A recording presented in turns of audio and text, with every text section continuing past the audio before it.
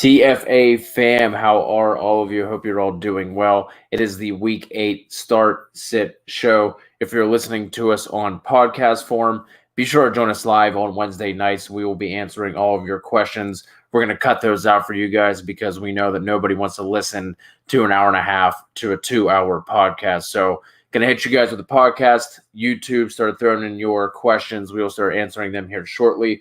We're going to go through position by position, give you some guys that we're looking at that are the non-obvious calls for the week. Please be sure if you're rocking with us for the first time, smash that subscribe button. Again, if you're listening on podcast form, rate, review, subscribe, tell a friend, tell a family member, make a fake account, subscribe on that one too. Do it all for us. We're here to help you, help us out. Kev, talk to the people. Tell them how you're doing, and then let's get into it. What's good? What is good, TFA fam? It's week 8, and it's only 57 days away from Christmas too. By the way, in case anybody was wondering. So and happy Halloween to everybody this weekend. Happy. Hope people are able to actually get out and trick or treat if you have little ones or do something. So, yeah, we're halfway through the fantasy season. As sad as that is. It's crazy, man. It happens every single year, and there's no way to prepare for it, right? Like it's just all of a sudden, like we wait. It's draft season, gets super amped, and then all of a sudden, we're at the halfway point. I know, but it's the same thing. And people still bitch about like certain games that we get. Like a couple weeks from now, everyone's going to complain because it's Patriots and Jets on Monday Night Football, and it's like there's no complaining. Let's not complain. Okay, it's football. As long as we get football, I don't care. I don't care who's playing. I don't care what the matchup is. It could be Redskins and Jets, or it could be Giants and Jets. I don't care. It could be the two worst teams of football. We're going to get the two worst offenses of football next Monday night. And it's football. I'm going to be happy. We didn't even know if we were going to get this. So I say it every week. Just enjoy it. Be grateful because when it's over, then we all hit the blues. Yeah, and with other sports kind of being up in the air too, like who knows what that time period between football and football is going to look like. So like you said, enjoy it. We didn't know we were going to have. We have it. Stop complaining about the shitty games. At the end of the day, it's still football. Yeah, and let's win some championships, baby. Stack them dubs, win them chips. Let's kick things off, man. The YouTube chat is popping already. We really appreciate you guys. Let's start talking about the quarterbacks. Let's start off there. That seems like a good place to start. Kevin's rankings are up on thefantasyauthority.com. You can find them there along with Robbie and Jeff. I was looking at the Fantasy Pros consensus rankings. There wasn't a lot at quarterback that really jumped out to me as far as like sits and stayaways. One thing I do want to throw to you, Kev, just as a general question. Matt Ryan on Fantasy Pros consensus is down at QB 10. Calvin Ridley and Julio Jones are both in the top 4 of Fantasy Pros consensus rankings. Can you help me make sense of this? I don't get it either. Where did you say they have Matt Ryan? Matt Ryan is down at 10 on Fantasy Pros consensus. And then, like I said, Julio is at 3 and Calvin Ridley is at 4. Like it's not on paper that Carolina matchup doesn't look like a great matchup for quarterback or wide receiver. Really, they've been getting gash on the ground. I think they gave up over 100 yards on the ground to Todd Gurley the first time that they played. And then Matt Ryan in week 5 had 226 226 scoreless passing yards. Ridley accounted for 136 of that, but there was no Julio in that game. The Panthers also had that really weird game with the Cardinals where Kyler only threw for like 133 yards, but Herbert hit him up for 330 yards. Evans had 104 receiving yards against them. And then they played like Nick Foles, who threw for less than 200 yards. And then Breeze almost put up 300 yards on them. last week, and that was without Michael Thomas and Manny Sanders. So that was just one of those ones like I scrolled by and kind of had to do like a second take on, especially after I saw the wide receiver rankings for Julio and Ridley.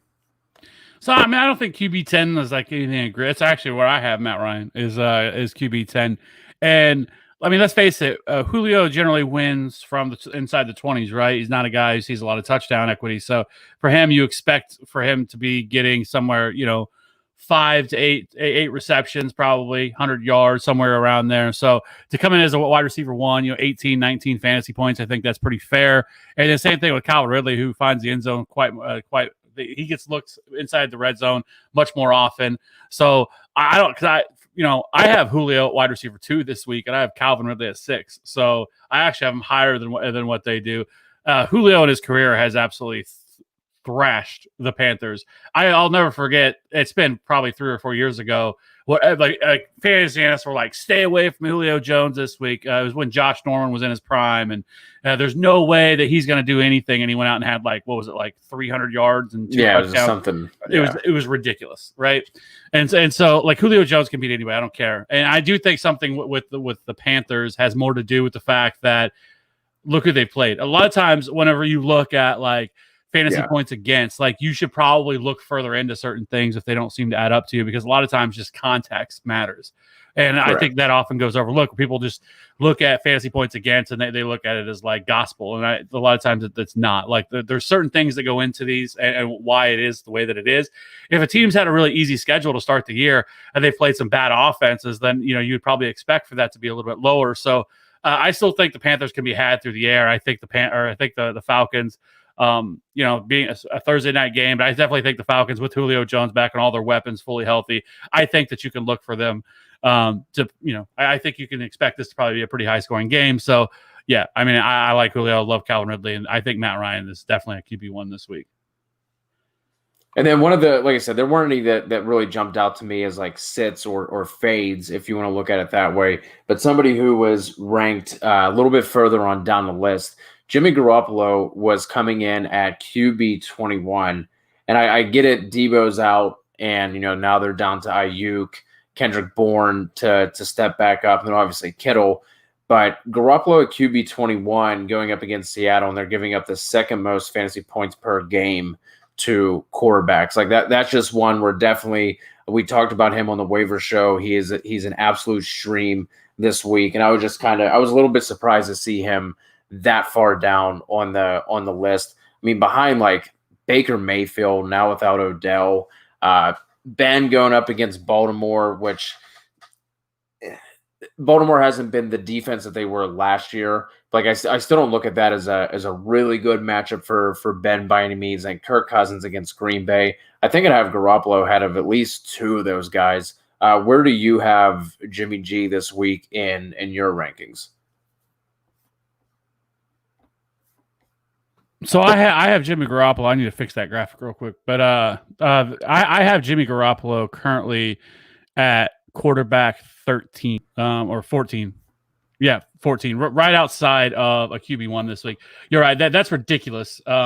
21 is absolutely ridiculous a ranking. I mean, the Seahawks have not been able to stop anybody through the air. That's not going to stop this week.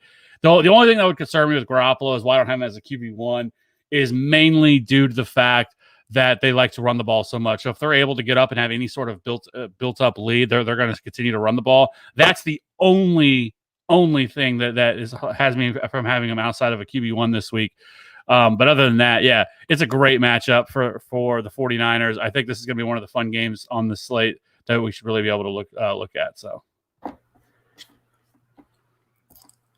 and then another guy that I had down there, Derek Carr at Cleveland. We had talked about him as well, just in terms of he is putting up a very respectable year so far. So that's another one. Obviously, Cleveland's running defense is much stronger than their secondary. So Derek Carr would be another one further on down the list that I like as well. It looks like you have him at QB 14 this week, and he was further on down the list for. Let me see where he was at. I guess he was at 14 for Fantasy Pros as well. But those are 2 guys outside of the top 12 that I like.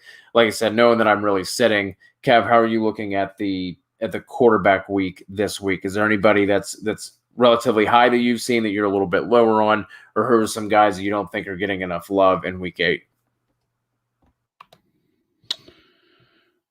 Yeah, man. So the only guys that I have like any concern with, like your like absolute always must start guys like Aaron Rodgers, Russell Wilson, both in fantastic matchups. Love Carson Wentz. I'm probably higher than most people on Carson Wentz. I have him at QB3 this week. They're getting Dallas. Dallas is absolutely horrendous. Hopefully, fingers crossed that Jalen Reagor is able to make his return. They say Doug Peterson spoke today and said that he is trending in the right direction. Reports out of practice were that he was balling.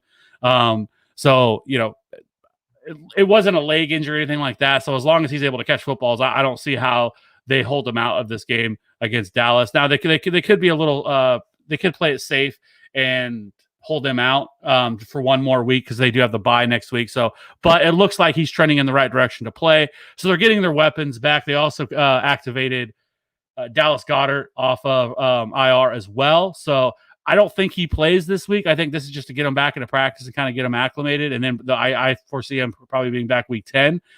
But he's somebody, if he's out the waiver wire, I would be adding it immediately, especially with the landscape of tight end. But I absolutely love Ryan Tannehill and the matchup that he has this week. He has scored at least, and he did it again this past week against Pittsburgh in a tough matchup, but he's had at least 17 fantasy points in every single game that he has started for the Titans. That is ridiculous. Going back to week 6. So love him. I have Patrick Mahomes a little lower. I know people are probably like, wait, why do you have Patrick Mahomes at QB5 going against the damn Jets? For me, it's more like of what happened last week against Denver. I don't think the Chiefs really have to do a whole lot here to win this game. Like this is going to be this is like a bye week for the Chiefs, right? They are 19.5-point favorites in this game at home against the Jets. I think they run the ball, they play defense, and I don't think Patrick Mahomes has to do a whole lot here. And so, so that's why I'm just a little bit lower. You're absolutely starting Patrick Mahomes, but I just think some of these other guys have a little bit higher upside than he does, just because I would be absolutely floored if the Jets somehow kept this game close and made the Chiefs actually have to throw the ball and actually kind of open up their offense here. I have Lamar Jackson a little bit further down than probably some people do because of the fact that they're playing Pittsburgh. That is one of the best defenses in all of football. I really feel like this game is going to be kind of low scoring.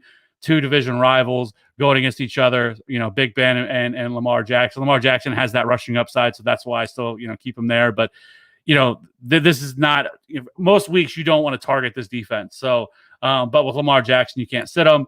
I still love Justin Herbert. They are playing the Broncos. The Broncos defense has actually been pretty good this year, but Justin Herbert has shown to be matchup proof. He has absolutely crushed it. I have Jared Goff and Teddy Bridgewater, both those guys as low-end QB1s this week. Jared Goff getting Miami. There's nothing that scares me about Miami's defense that they can't throw the ball against them. And then, we've already talked about Matt Ryan, and then Teddy Bridgewater gets a great matchup against Atlanta. We have a pertinent question here from Brazy Brady. Has Kyler is looking for a quarterback to stream? Kev, you just routed off some that you like. I'm just looking at ESPN's roster percentages here. Derek Carr available in 40% of leagues. I already mentioned him as a guy that I like. Teddy Bridgewater right at that 36% as well. Jimmy Garoppolo sitting there at 23%. So right off the bat, there are 3 guys that we like that we have just touched on that we'd definitely be willing to stream this week.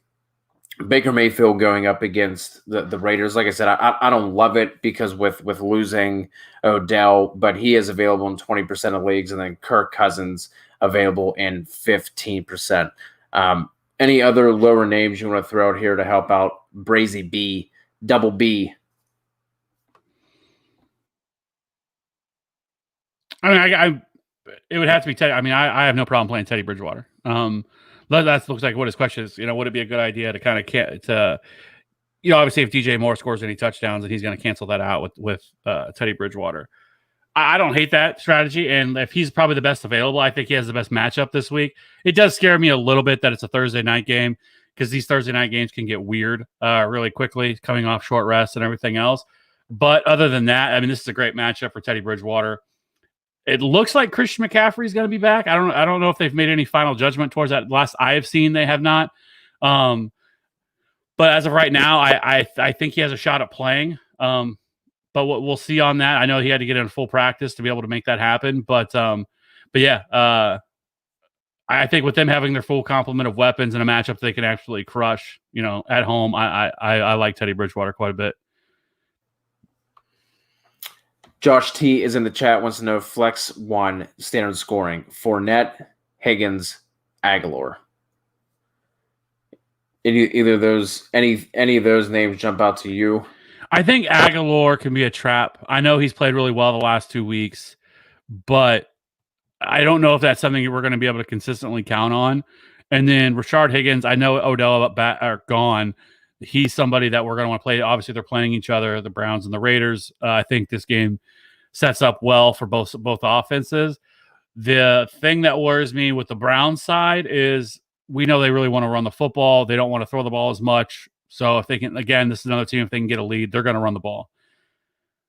Now with Fournette, there's obviously Ronald Jones there, right? But we saw it last week where actually Leonard Fournette out-touched Ronald Jones. And it's kind of what we've been telling people that own Ronald Jones is that's why you should sell Ronald Jones, because the opportunity, once Fournette comes back. Now, do I think Fournette's going to out-touch Ronald Jones every week? No. But I think this is going to be a hot hand situation here with this offense. And I don't think you're ever going to be able to predict realistically. Only thing I will say with Leonard Fournette, and that's probably why I would, never mind, this is a standard scoring league, so I guess receptions wouldn't matter. I was going to say because he's probably the pass catching back. So I would probably go Fournette. I like Fournette as well, and little foreshadowing, a little teaser, as we like to call it. I will be talking about him in the next segment, so I would also go Fournette there as well. Well, Lito, if I could keep this comment up the whole time, buddy, I would. The little jab at Kev here for the. I'm so fucking pissed. So I said it on the waiver show, and I'll say it again for people that tuned in last week to this show, maybe not tuned into the waiver show. I was wrong about Jamal Williams. Like I am quick. I believe in accountability. I believe in admitting when you're wrong. A lot of fantasy analysts don't. They just want to tell you about what things they were right on and don't want to talk about anything they were wrong. I got that wrong. He had 89% opportunity share. I will say he got there late with a late garbage time touchdown that really pushed him over the top, or else he would have gotten you like 12 fantasy points, 13 fantasy points, something like that. But regardless of that, I was wrong on everything, on all accounts. And it just pissed me off today that Matt LaFleur is already saying stuff like, well, we're going to have to see if Aaron Jones can play this week or not. I'm like, I'm going to have to do this again with Jamal Williams. And, but yeah, so no, I take the L on that one. Our guy A Machine wants to know Monty or Clyde Edwards-Helaire this week. Clyde. Yeah, I don't like Monty's matchup at all. And even in good matchups, Monty is not. He's simply just not getting it done. Yeah, you attack the Saints through the air. So the Saints have been terrible against defending the pass all year. They are absolutely elite against the run. So Max Packer wants to know anyone I should sell high on or look to get rid of. So talking about Breeze, Michael Thomas, Hopkins, Anderson, Jefferson, Carson, Gibson, Harris, Andrews, AB, and LaMichael, Spanish for the Michael. I think you're set, Max. I would just you can't. You're not going to be able to sell high on MT. Hopkins, I wouldn't be getting rid of him. I mean, I maybe wait for AB to blow up. Bruce Arians came out and said that he will be ready to play week 9. So I mean, maybe if he pops off that first week, you can look to move him. But right now, I mean that you're not going to get rid of Andrews, even though he's been disappointing to this point. Carson is banged up right now. Not sure what to expect out of him this week. So you're not going to be able to sell high on him. I would say it looks like he needs running back help. I mean, Carson's banged up. Because I think Max plays in a standard league. Is there anyone that jumps out to you that you would think you would try to move for running back help?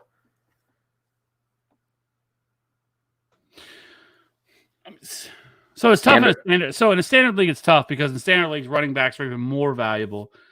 than what wide receivers are because of the fact that it's not a PPR, so obviously you don't get points for receptions. So running backs just have inherently much easier path to touches and much easier path to yards and touchdowns.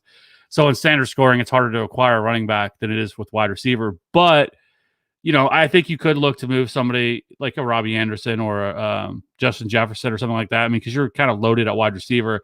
It's just a running back where you're little thin, especially now with Carson going down. It doesn't sound like it's a long-term thing. It sounds like he could be back as soon as next week. So they said it's just a week-to-week foot injury. So you could look to acquire running back, but you're not going to be able to go out and acquire somebody that's like, a stud, I don't think, unless you're wanting to trade like DeAndre Hopkins, which I would advise against doing so. So, you can look at guys kind of like we talked about in the buy-sell show. The Jonathan Taylor, I think, would be an option. Darrell Henderson could be an option. Melvin Gordon could be an option for running backs that you're not going to have to like give up the bank to be able to acquire that can give you some depth. Because I think that's really what you need more than anything is just some depth to fill in. You don't necessarily need like a stud running back, bell cow back, because you are fine there. It's just I would want a little bit more depth. I think you're a little bit more loaded at wide receiver than you are at running back. And then David Johnson was the running back that I threw out.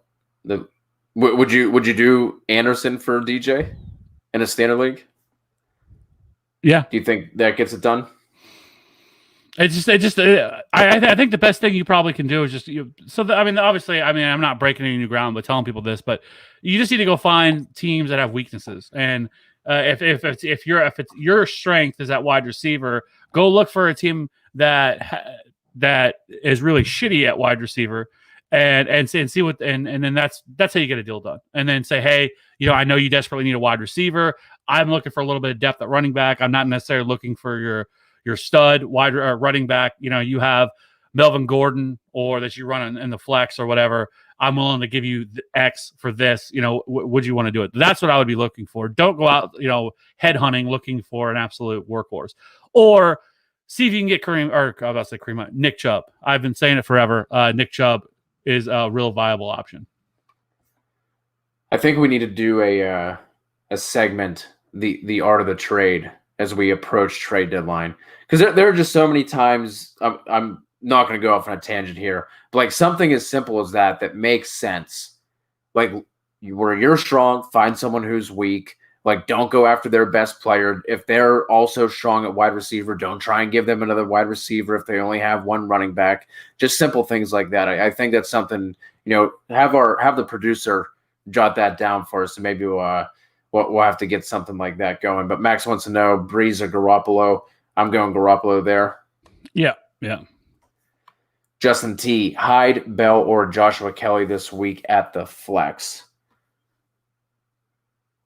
Looks like he has Hyde in right now, but worried he's not going to be fully healthy. Pete Carroll did come out and say that he is experiencing some hamstring tightness, but it's not believed to be anything serious. So out of those three, who are you going between Hyde, Bell, and Kelly? I would say this. So if you're worried about Hyde not playing, you possibly could look at rostering DJ Dallas as an insurance policy if we somehow get word that Carlos Hyde's not going to play. But I would say this, I wouldn't feel great about playing DJ Dallas. Now the question is, do I feel better about playing, revenge game Le'Veon Bell or Joshua Kelly over that? Joshua Kelly, I'll say that did outtouch Justin Jackson last week. Neither one of them have looked particularly good. They have not been able to get the running game going in this offense now. But I also sometimes runners are, they need to kind of get into a rhythm runners, right? Where they need touches to be able to do that. And when you're constantly pulling guys in and out of the lineup, I think it's hard for them to establish themselves and get a rhythm going. But if I had to make a decision, I would probably go Le'Veon Bell here, just because if this is a PPR, like I said, I can see the Chiefs getting up early. It's really between. I mean, if Hyde's playing, you're 100% playing Hyde. No, it's not even a question for me. Bell and Joshua Kelly are a little close. You know what? I'd probably go. I'd go Joshua Kelly. If in the event that Hyde is down, I would go Joshua Kelly. I will go Le'Veon Bell. I just like the revenge game factor is very intriguing to me, and I just like that matchup better. And like you said, that the running game for the Chargers is just something they haven't been able to truly rely on and have be a consistent threat for that offense. But whenever you have Justin Herbert, do you really need the run game? But yeah, I like Bell there. Anthony Acosta wants to know, who should I flex? Myles Gaskin, Justin Jefferson, or Ayak? I'm going to go Justin Jefferson. I have Justin Jefferson as the top 20 wide receiver this week. Like that call as well. I mean, Iverson, you're really not. We just lost to fucking Indiana. Buckeyes over Penn State. You're not really going out on a limb there. All right. I'm super salty after that loss last week. So we're gonna move on. Johnny Z wants to know, where would you rank Baker Mayfield this week? Kev, go ahead and pull up that pretty graphic. So that would be 13, 14, 15, 16, 17. QB 18 there, Johnny Z, when in the middle of Kev's QB2 rankings. Yeah, and I think I could probably have him a little higher than that. My only concern with him is just they're going to have to get behind for Baker Mayfield to have to really kind of open things up. Losing Odell is a little bit of a concern. Jarvis Landry's been dealing with an injury for a while. You know, it's different from, you know, guys having come into the game cold off the bench and kind of, get a spark between, starting a game and stuff like that. So Baker, it's just, I know they're going to want to run the football. They're going to want to pound the rock with Kareem Hunt. And so with me, that's why I'm just a little bit lower on Baker Mayfield. I think that makes sense. And the Raiders are also giving up the second most fantasy points per game to running back as well. So I think that could just be a heavy dose of Kareem Hunt this week. Michael Williams wants to know, would you start Burrow over Teddy or Matty Ice? No, I would go Matt Ryan. It scares the hell out of me. I'll say that, because I just hate Thursday night games. They go so all over the place. But yeah, that's where I would go. Shelton Mayfield wants to know, has Josh Allen, but should he start Carson Wentz over Josh Allen? He should. Yeah. There it is. I love Carson Wentz this week. So all the people that held on to Carson Wentz through the rough first couple of weeks, he has been paying off handsomely over the last really 3 weeks. So.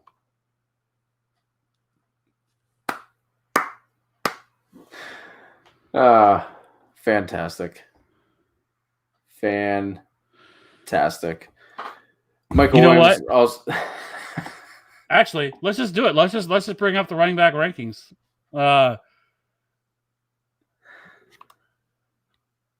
Yep.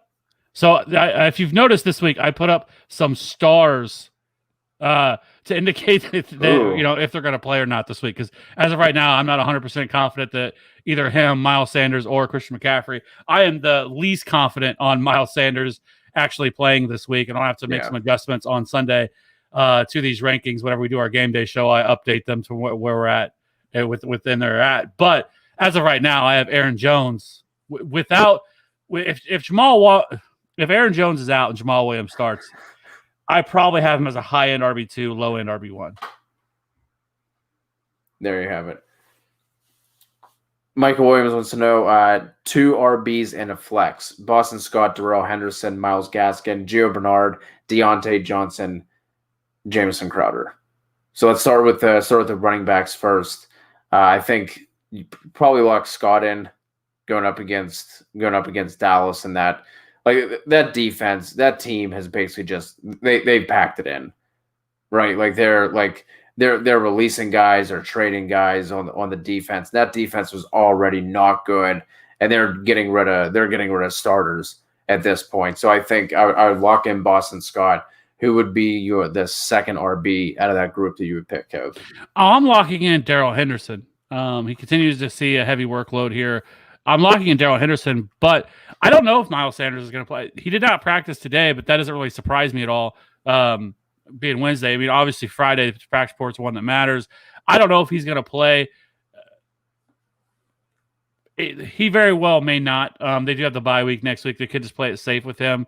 There was a week-to-week injury. So if in the event that Miles Sanders is out, and obviously, hopefully we get that news prior to Sunday night, which I assume we will, then with knowing that, I would probably end up going Boston Scott. That's also if Joe Mixon's out, right? Because it's weird with Joe Mixon, the whole Joe Mixon thing last week of him actually missing, because like there was like reports from beat writers that like he was on the sideline like dancing and stuff like that like throughout the week. So like there was no real indication that like he was going to miss. Like he wasn't acting like somebody that was hurt. And then all of a sudden he gets ruled out. So we're going to have to monitor those running backs, Aaron Jones, Miles Sanders, and Joe Mixon, to see what happens with them, because if they don't play, obviously, that changed some things. But let's just assume that Joe Mixon does play. He sounds like the most likely to play of this whole group, of that whole group of running backs. And I would probably go Scott and Henderson, but Henderson's a lock. Yeah, obviously, if Miles doesn't play, and I think does Philly have their bye week? Yeah, that's what I'm saying. Yeah, so Philly goes on bye next week, so that's why it wouldn't surprise me if they sit Miles Sanders. Who would you take for the flex here? Deontay Johnson did miss practice today, but again, Wednesday, take with a grain of salt, did miss practice with a toe injury. Who you throwing in here at the flex? Yeah, it sounds like they're pretty optimistic with Deontay Johnson's going to play. So I'm going to go Deontay Johnson. When the dude plays, he gets fucking hammered with targets, right? Yeah. I mean, 15 targets last week. I know it's going against Baltimore and people aren't going to want to target them, but I'm not really worried about them on the outside. And also, I'll say this, Marlon Humphrey missed practice. Again, let's circle back here and see if he does. Because if Marlon Humphrey misses, obviously that's better for Juju. He primarily plays in the slot. But so if he misses, I think that bodes well for Juju. But I'm not really worried about Marcus Peters. Like Marcus Peters can easily be beat. He has not played particularly well this year, Marcus Peters, and so that's kind of his game. It's kind of his MO. So I love Deontay, and there's no way I can avoid that. His target share that he gets. Agreed. Derek wants to know, is CeeDee Lamb a sit this week? I have Boston Scott and Brandon Ayuk in the two flex spots. Yeah, especially if they don't. I mean, if they're out here running their third string quarterback, absolutely not. Can you play CeeDee Lamb?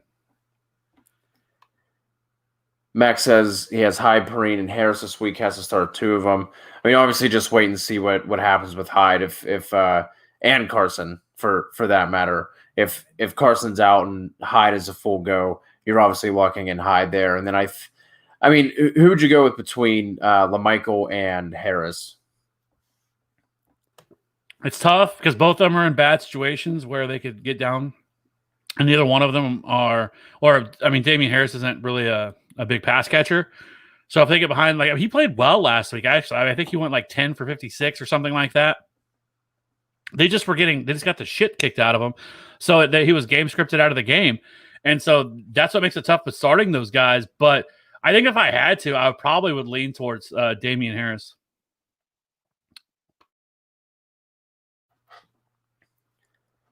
Yeah, and just hope that they're able to keep that game somewhat close and not fall behind and get game scripted out.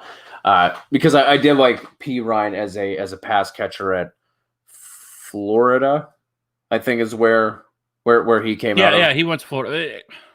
And I will say this, that I mean, Kansas City, their big deficiency has been against the run. Like they have not been good with stopping the run at all. But I mean, crazier things have happened. Like, but the chances, there's a 95% chance the Chiefs just boat race the Jets, right? And Michael P. Ryan's completely game scripted out. So, Alito wants to know, Godwin's definitely out. Robinson might be out as well. He's in the concussion protocol. Looking at having to start Cooper with Ben DiNucci at QB. I mean, if you have to, you have to. It's not going to be pretty. Yeah, only thing I would say is a lot of times when these quarterbacks come in, they tend to lock on to one guy. So hopefully that's Amari. And, the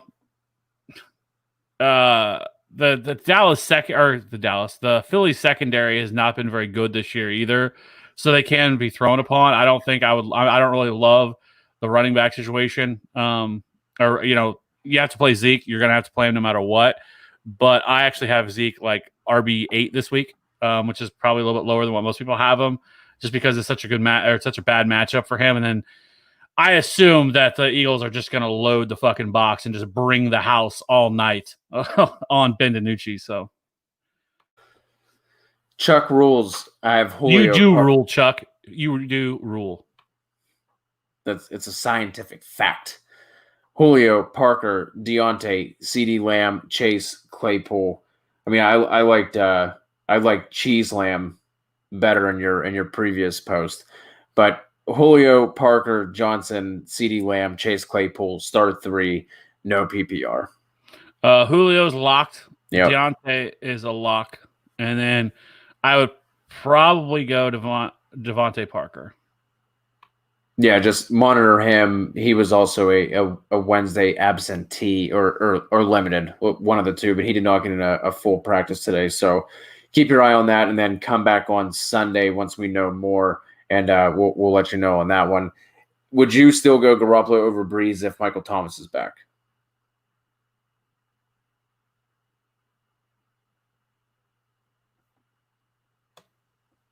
Yes, I would still go Garoppolo over Breeze. Lay, Fournette or Gio PPR flex this week? I'm going Fournette. Yeah, I expect Joe Mixon to be back. So it's if Mixon's back, you can cross out Gio. So yeah, it's Fournette. I would play Fournette even if Gio, even if Mixon sits. I do not like that matchup whatsoever. The Bengals are looking at, they could possibly be without 3 of their starting offensive linemen, which was a Swiss cheese offensive line to begin with. The Bucs are like 10-point favorites on the road. I would personally go Fournette even if Mixon is out. I just do not like this matchup whatsoever for Gio. If he's gonna get that done, he's gonna have to get it done through the air, which he's obviously capable of. But I would just not want to bank on that. I think because Fournette has basically been called the pass catching back. He's gonna get a handful of targets. So I think Fournette is a safer option, especially if you're talking about your flex play and your RB1 and 2 spot is already secure. So the thing with Tennessee, because they're playing Tennessee this week, is a couple of things. One, that matters, but Tennessee is actually ranked 30. It has been terrible at getting pressure all year. They only have 7 sacks on the entire year. They only have a 3% pressure rate, which is bottom in the league. And then even against their defensive line is actually is 17th in adjusted line yards. They are 22nd in power rank, 19th in stuff rank, and 21st or 29th in second or 21st, excuse me, and second level, and 30th in open field rank. So their defensive line has not been very good this year. They lost Jarrell Casey. Obviously, they traded him to the Broncos. I think as well, which is not going to be good. Jadeveon Clowney, I believe, is also injured, and so. But this is a team that has not been getting pressure on the quarterback anyways all year. And then they have not been good against stopping the run either in terms of where their offensive line comes in. So it doesn't really scare me. Like this defense doesn't really scare me in terms of even with missing some of their offensive line pieces. Yeah, I just like Fournette in this spot. And I'm also so let me put it as this. I mean, if Mixon's in, I would go Gio. Because he's going to get all the opportunities. He's going to get all the touches. Fournette could end up getting 8 touches in this game. Yeah, that's fair. Nanto hits, got a trade request for Judy.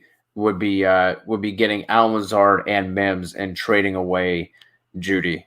Thoughts on that? Lazard is back at practice this week. Denzel Mims was obviously activated off of IR last week. Went 4 for 42. He had that going into halftime as well. So I thought we were getting Denzel Mims week already right off the bat, but then literally goose egged in the second half. So Lazard and Mims for Judy. What say you, Kev? I can do it. I would just rather have Jerry Jeudy. I think once Drew Lock gets back, some of the struggles have been they were missing Drew Lock.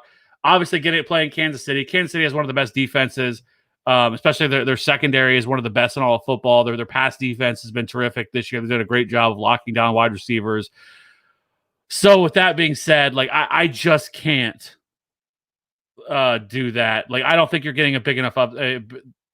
You're hoping when Lazard comes back and what role he's going to have, especially with Devontae Adams back. We saw Devontae Adams get absolutely peppered with targets, and so I don't. Alvin Lazard was great without Devontae Adams in spite of that, but with him back, like, and then trusting any jet wide receiver, good luck with that because especially with Crowder back and everything else, like I just can't do it. So no, I would stick with Jerry Jeudy. I just realized we have a shit ton of questions, so we're going to try and go rapid fire through these. Chuck rules, yes, you do. Does Higgins make any difference in that group of wide receivers for you, Kev? Or are you just going to roll with the ones that we were talking about? He said no. Abraham, yeah, the Packers have. Yes, please make that happen. I would go 6 to midnight so quick if they traded for Will Fuller. Aaron Rodgers needs a number 2 wide receiver. Yes, make it happen, Green Bay. Do not play with my emotions. That would be absolutely nasty. But my thought was also, I thought Bill O'Brien was not part of that team anymore. If they trade away Will Fuller, the ghost of Bill O'Brien is. Well, they've said everybody's available. So I mean, obviously besides Deshaun Watson, but would you do Anderson for Hunt in a standard league for Max? No, I would not. I mean, you could if you had to.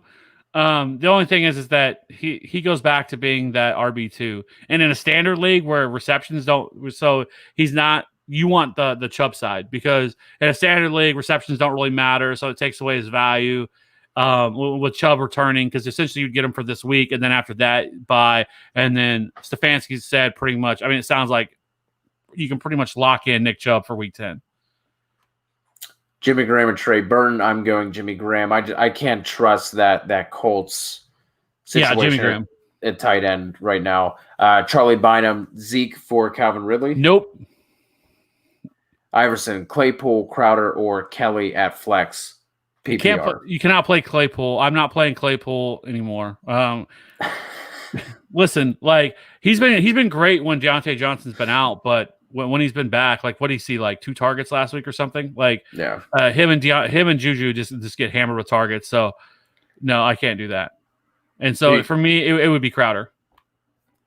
Viper, Gaskin, Fournette, or Hasty at PPR. It would be Gaskin.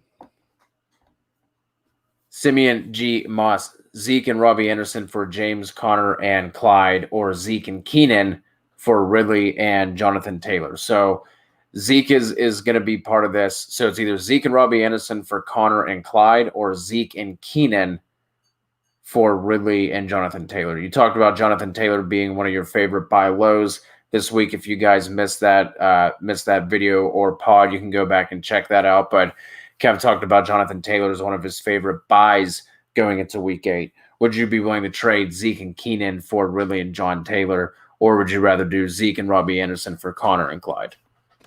This is where we've gotten to with Ezekiel Elliott. Like everybody's like trying to fire sale trade Ezekiel Elliott, and I think it's doing it wrong. You're trading him low. Because in most weeks, you should be able to trade Zeke for, I mean, maybe not Connor and CEH, but giving up Zeke and Robbie Anderson, you're giving up an RB1 and a wide receiver 1 for really a low-end RB1, RB2 for James Conner. And then now with Clyde Edwards-Helaire, he's kind of in that same boat. I think you're giving up too much. And I'm definitely not trading Keenan Allen with the amount of targets he's seeing. So I really wouldn't want to make either one of those moves. Like, I think Zeke is going to be fine. He's still getting hammered with targets. And I think this offense does turn it around. I don't think Andy Dalton plays this week, but I would probably expect him to be back the following week. And I think, maybe this offense gets turned around a little bit, but Zeke is he's still controlling this backfield. They'll get their offensive line pieces back that they've missed, Tyron. And so I would not advocate. Like, everybody's wanting to just give Zeke away or trade him for pennies on the dollar, and I think that's a bad move. I think that he's still somebody that you should be able to rely on most weeks to be able to, give you a quality performance. So Evans, my God, this is where we're at. Mike Evans or Travis Fulgham? Chris Godwin's out, so let's fire up Mike Evans this week. Okay, thank you. And it couldn't have happened, though, for fantasy managers at a better time. You hope and pray that Mike Evans goes out and just destroys the Giants. And then as soon as it happens, you send his ass out the door in a trade, because it is his last hope to really take off. Because if not, Chris Godwin's back week 9, as well as Antonio Brown. So this is our one. This is the one shot. This is like Eminem's 8 Mile moment in the bathroom. His knees weak, palms are sweaty. There is vomit on his sweater already. Kaiser on Twitch, ironically putting this on YouTube. Week 8 lineup is this: Russell, Cook, Henry, Thielen, Adams, Waller, Zeke, Chiefs, and Butker. On the bench is MT, Carson, Colts, Herbert, Jefferson, and Higgins. Are you putting anybody that's on his bench into the starting lineup? Like, obviously you're not going to play Herbert over Russ, are you? No. So we can cross that one off. Carson, we don't know yet, so I would keep your running backs as is. Are you putting in Jefferson or Higgins over either of the other options? I mean, I'm personally not with Thielen and Adams. You could possibly consider Thielen because he gets the worst matchup with Jair Alexander, but I'm not going to get cute and sit Adam Thielen. So, no, I think I would leave it. And by the way, excellent team. Yeah. If you have both of these guys, Rojo or Fournette, I'm going to go Ronald Jones, but I don't love it.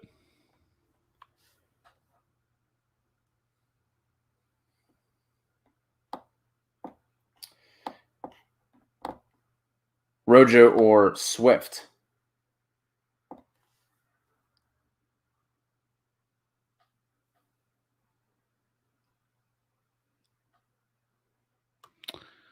So it's the same thing with Ronald Jones. I hate, like, it sucks with Ronald Jones now with the Fournette situation, because it is a constant. You never know what's going to happen or what to expect with Bruce Arians, right? Patriots South. Yes, and so it's DeAndre Swift. DeAndre Swift, I think he got 40% of the opportunities last week involved in the passing game. So they play the Colts this week. So, I like DeAndre Swift. Kanoa back in the building. Appreciate you joining us all the way from Hawaii. James White, McKinnon, or Hyde or DJ in the PPR flex?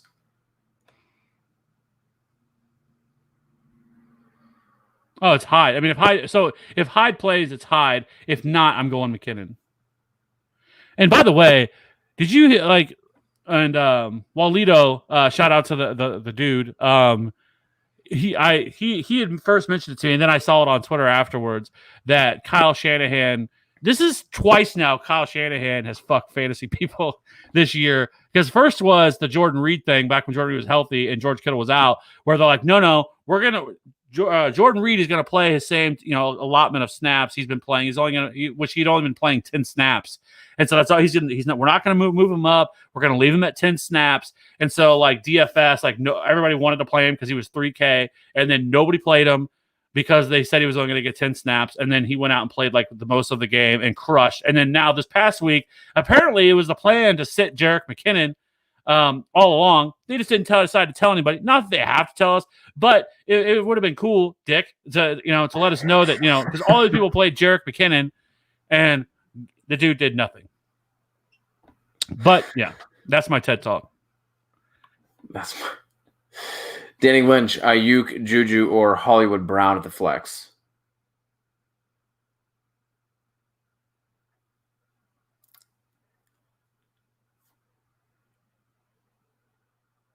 So I think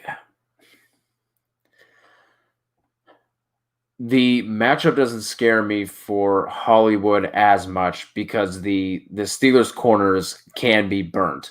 And I think Minka is going to have to pay extra attention to Mark Andrews since the Steelers just lost Devin Bush, unless they're going to try and do something with with Edmonds, but he's not great in coverage. So I think he could be beat. But obviously, Ayuk is going to be the number one wide receiver there, with Debo out for probably at least 2 weeks with that hamstring injury. So who do you like between? I'm not really considering Juju. He's been too up and down. Like, especially if Deontay plays, which he should. I don't know. I don't want to chase last week with the double digit targets that Juju got. So for me, it's between Ayuk and Hollywood. How do you feel about that?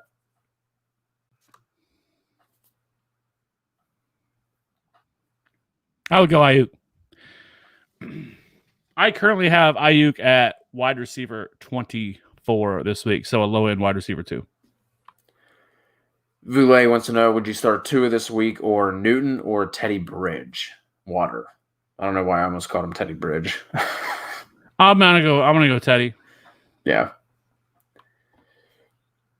We touched on Miles Sanders a little bit already. He kind of seems to be up in the air. He didn't practice today, but Wednesday practice reports can be. Yeah, I think people need to stop caring about Wednesday. Like, Wednesday doesn't matter. Most teams sit a lot of these guys anyways for rest and everything else. So there's really nothing to be alarmed about on Wednesdays. Friday is the day that we all care about.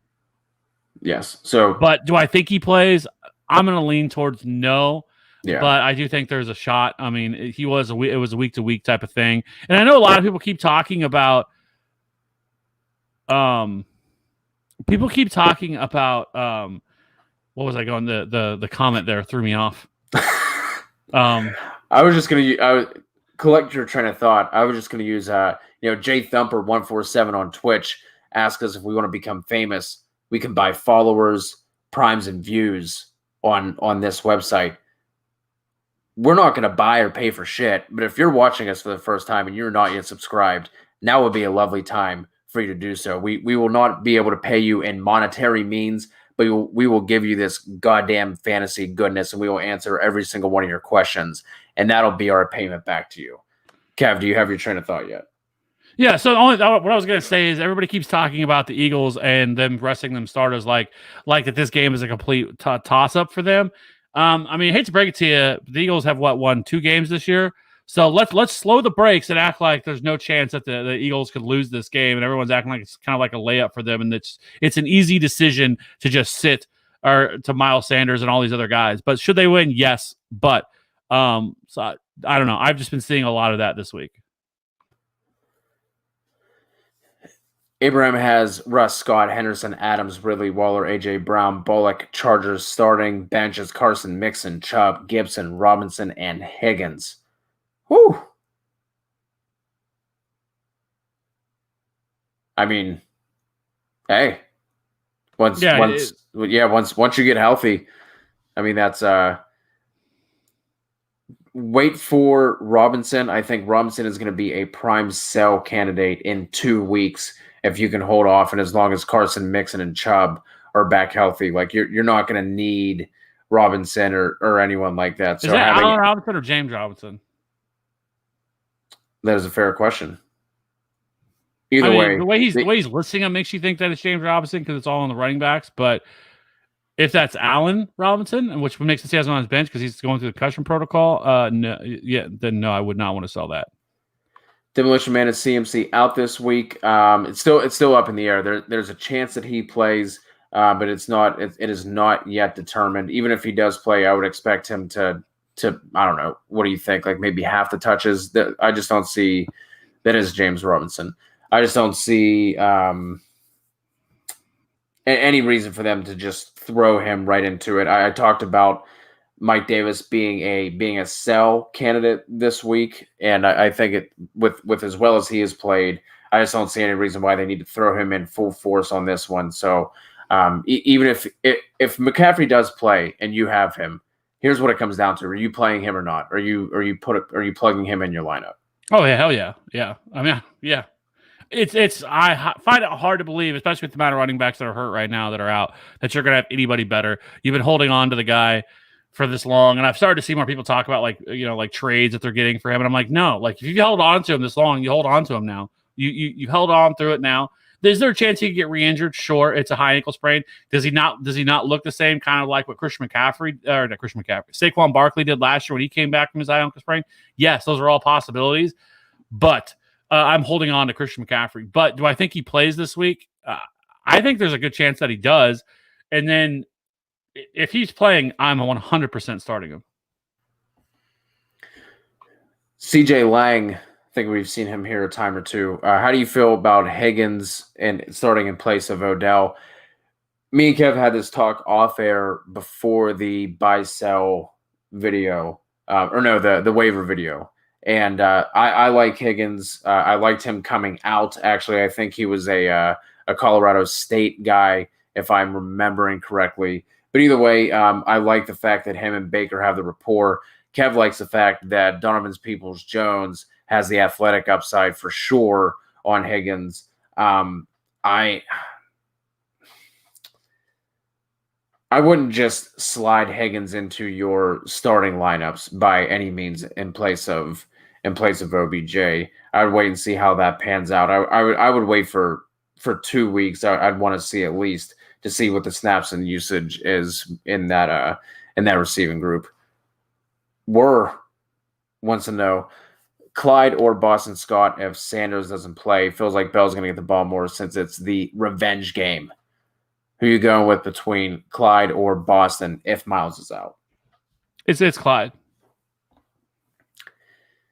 Ooh, any trades before the deadline with big fantasy impacts? I mean, if Fuller moves, that would obviously be huge. I don't see that happening. It's so difficult to trade in the NFL, and a lot of it comes down to dead money and guys who worked in. Like we've heard that Matt Ryan is available and Julio Jones, but guys like that. But those trades are never going to happen. Generally speaking, they're small trades, 1 year deal type guys that have 1 year deals left on their contract. You don't see. That's why it's the NFL trade deadline is always the absolute worst. We get hyped up for it, you get excited for it, and then it comes and goes, and nothing actually happens because it's so hard for NFL teams to get a deal done. So, do I think anything major? I think the biggest one that you could say, Will Fuller wouldn't surprise me for them to do that. But do I think it's likely? No. I don't think we see anything major happen at the deadline. Yeah, we always get hyped for this, and then we'll start to get rumors and stuff like that. Because I know, I've heard Zach Ertz is possibly available, but before he got hurt. But could a team still want to make that move? Possibly. I think he's on the last year of his deal, but I don't see it happening. You know who I wish would get traded, and that's Allen Robinson. And I wish they would send him to a team with an actual good quarterback because that man has never had a good quarterback in his entire career. It's a shame. It's a travesty. Clamped EZ. Pick 3 to start this week. Boyd, Diggs, Hill, Keenan. Who are you sitting out of that group? And that is a nice group to have. Yeah, it's a damn shame because it's Tyler Boyd who I'm sitting. I just can't. Yeah, it's Tyler Boyd. And I hate that because I actually have Tyler Boyd as a wide receiver 20 this week. Lido, do you want to let us know what's going on here, buddy? What's the dish? What's the scoop? Danny Lynch, what is Aaron Jones' injury status this week? Has Jamal on the bench just in case? He's still not practicing. I saw LaFleur basically said that they're not going to rush him in. There's really no reason for them to do so either. So. Danny, we will be live on Sunday morning at 11 a.m. and we'll have a much better idea of what that looks like then, and we can help guide you through. Any. I think there's a decent shot he plays. He was close to playing last week. The only way I could see was if they're trying to be ultra conservative with him. They said it was a really mild calf strain last week, and he was a game time decision, and then he gets the entire week. I think he has a decent shot at playing, but we'll see. No, there's no way they trade for a quarterback. They're out. I mean, they're done. I mean, I guess I should say that as bad as that damn division is, but it just doesn't make sense because you have to look at all the factors in doing so. Because if you were to trade for a quarterback, one, who are you trading for? I know people are going to say Ryan Fitzpatrick. Okay. Well, one, you have to wait with the rules. So if they make the trade, it's not going to be something. So it wouldn't happen this week, and maybe let's say it happens next week.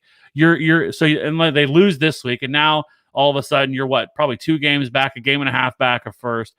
They're damn sure not getting a wild card. We don't got to worry about that. Their only hope is for the division.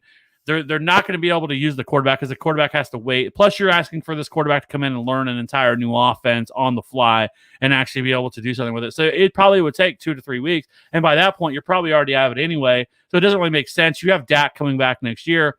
And what's the point of trading for the quarterback anyways at this point? Because you're not making the playoffs. And so what is the actual point of trading for the quarterback when you have Dak, unless you don't plan on bringing Dak back, which is ridiculous. I've heard people mention that.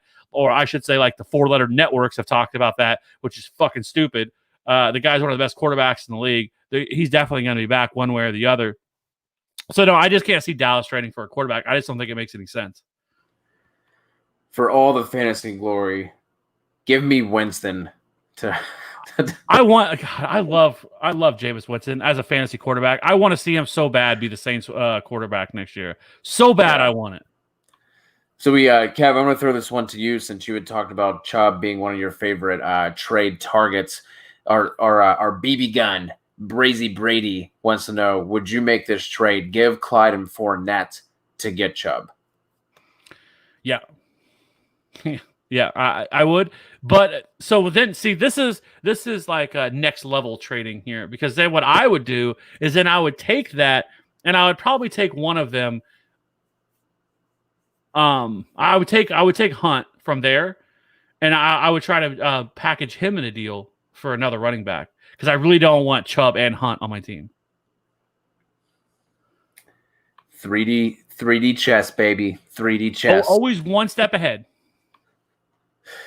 Just traded Hunt for David Johnson and Robbie Anderson. How do you feel about that deal? Yeah, I mean, you get David Johnson, decent RB2. Robbie Anderson's been a wide receiver, low end, has been a wide receiver 1, high end wide receiver 2 most of the year. So yeah, that's a great move, because I mean, Hunt, like I said, kind of goes back down to being just a flex option on a weekly basis. So yeah, I think that's an excellent move. Well done. If Sanders plays, Abraham's going to drop Scott. Who would you be looking at to pick up? Looks like Hyde, Freeman, Coleman, Hasty, Kelly are all available. It would be Hyde. I mean, if Hyde plays, it's definitely Carlos Hyde. Jack, Goff, Jr., AP, or Ingram. Who are you dropping? Either one. Both. Flip a coin. So... Listen, Mark Ingram has been useless because they're not playing him. Adrian Peterson, you couldn't pay me to play Adrian Peterson ever. Like, he's just cooked. He's going to get very limited opportunities. He is completely goal line dependent, and DeAndre Swift's starting to take more of that backfield. So, yeah, you can cut either one. You can cut both of them if you'd like. Just close your eyes, hit a name, and just do it that way. And even after the bye, Mark, I know the whole Wednesday practice report thing, but even after the bye, Mark Ingram was not practicing today. So just if Gus Edwards or J.K. Dobbins, if you're in need in running back help, Gus Edwards should still be available. J.K. Dobbins, I think, is a little bit more rostered than Gus Edwards. Scotty Miller and Nelson Aguilar. I would go Scotty Miller, but that scares the hell out of me. The last time it was Scotty Miller week, it blew up in our face, and Tyler Johnson. And I actually like I actually don't mind picking up Tyler Johnson as in 12-team leagues and stuff like that for this week if you're in need. He has a touchdown in back-to-back weeks. The last time he was out, I think he went 4 for 60, I believe, when last time Chris Godwin was out and they played. So it's not a bad matchup. And to be honest, Mike Williams is going to see the worst part of this matchup in terms of seeing why is his name escaping me? James Bradbury from the Jets. So Tyler Johnson is going to play in the slot. So I like Tyler Johnson quite a bit as another option there. Who's better, Josh Jacobs or Jonathan Taylor? I mean, who's the better running back? I think JT is better just in terms of. I don't know if he is. Talent. I don't know. I'm not convinced. I don't know. I feel like he should be a guy that has done much better than what he has. That he's running behind one of the best offensive lines in the league, and he really hasn't popped this year. So I would probably go Josh Jacobs. And if we're talking about for fantasy purposes, it's definitely Josh Jacobs.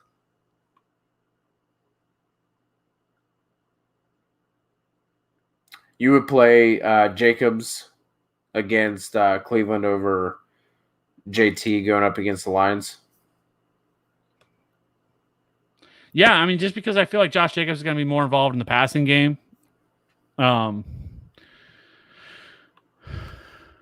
me see.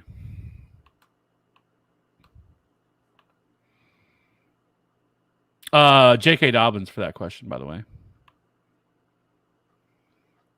Yeah, I think Dobbins' upside so right now is higher. Yeah, I have Josh Jacobs at RB11, and I have Jonathan Taylor at RB14. So they're relatively close to you then. Twitch question from NBA Rigged is high on the practice field today, still dealing with the hamstring. I'm not sure what his practice involvement was, but Pete Carroll did say that the hamstring tightness was nothing serious, and that Carson is a game time decision. Zachary Chance wants to know, what is Justin Jefferson's trade value? If I'm trading him away, I mean, what would you be looking for, Kev? Kind of a back end RB1, high end RB2.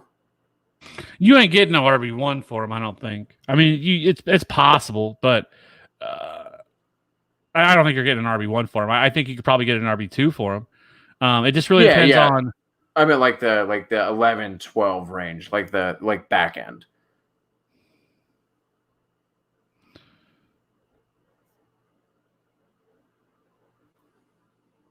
Sorry, I was trying to do some research real quick for the question about Carlos. So just really quickly, 3 of the 4 Seahawks running backs didn't practice today, which was Chris Carson, Carlos Hyde, and Travis Homer. Yeah. None of them practiced today. But like we mentioned, take it all with a grain of salt. Let's come back on Friday and really see where they're at. Herbert or Lamar?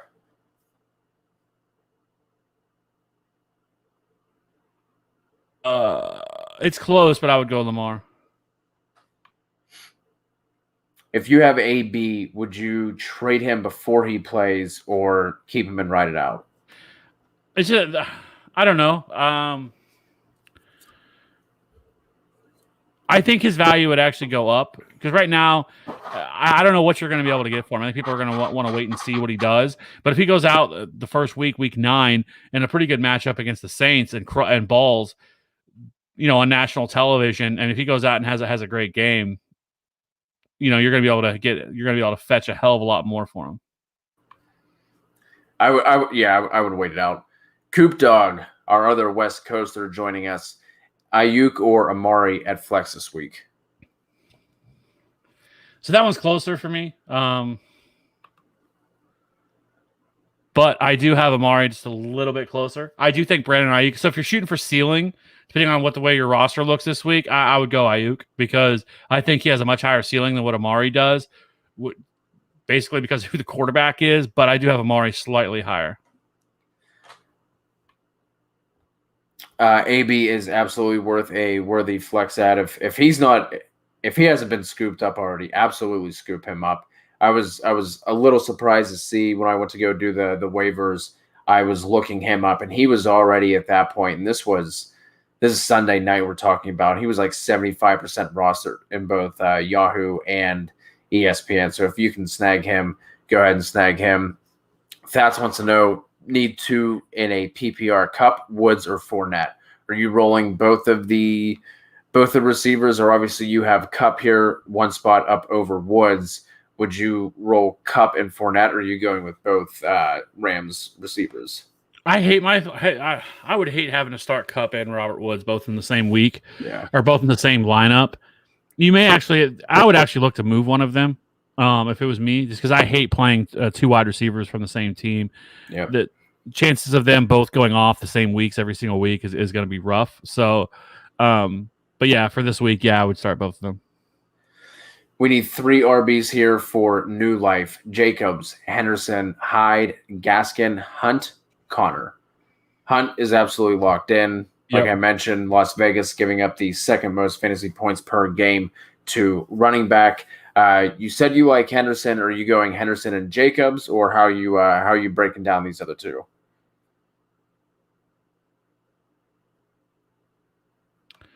Yeah, so it would be Connor and then Henderson for me.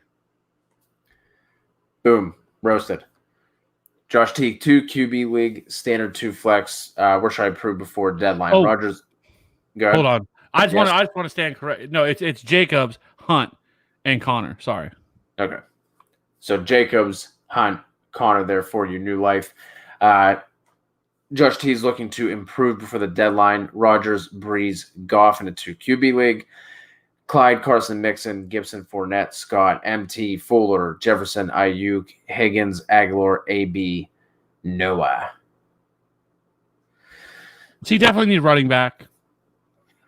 You are doing well at wide receiver. Any of those receivers stand out that you'd be looking to maybe package up with one of those other running backs? It's so tough because, man, Michael Thomas, like, he just doesn't have value right now. I mean, Yeah, it's him and Ezekiel Elliott that everybody's just moving, and it's just wrong process.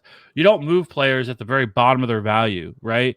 Because you're getting so much less for them. I mean, I have no doubt that whenever Michael Thomas decides to come back, that he is going to be a locked in wide receiver one in this offense. So you don't trade Michael Thomas now. You have to.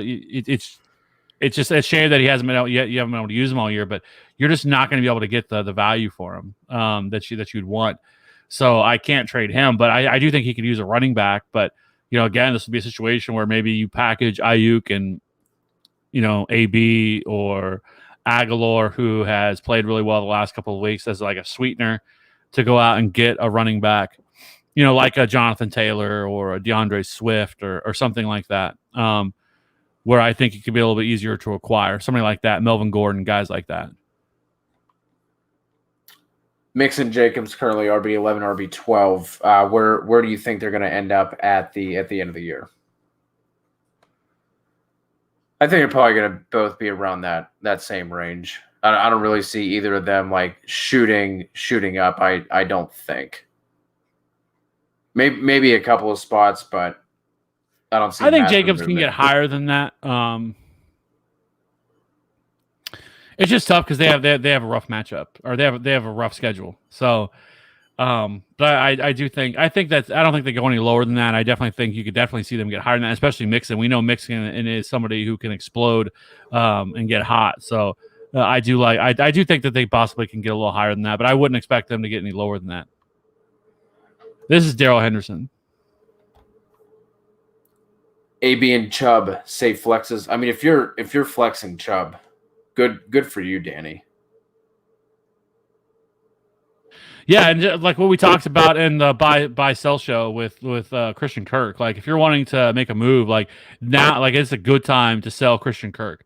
He's had 2 really good performances back to back, but they've come off of completely unsustainable target shares. So, if you want to move somebody like that, a Christian Kirk would make a little bit of sense. But Nick Chubb in the flex is amazing. So yeah. Fats out here rolling 3 Rams receivers. 3 Rams players, rather.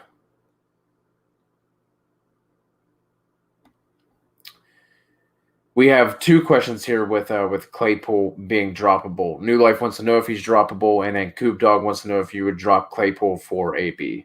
I would drop Claypool for AB if that's the worst option that you have.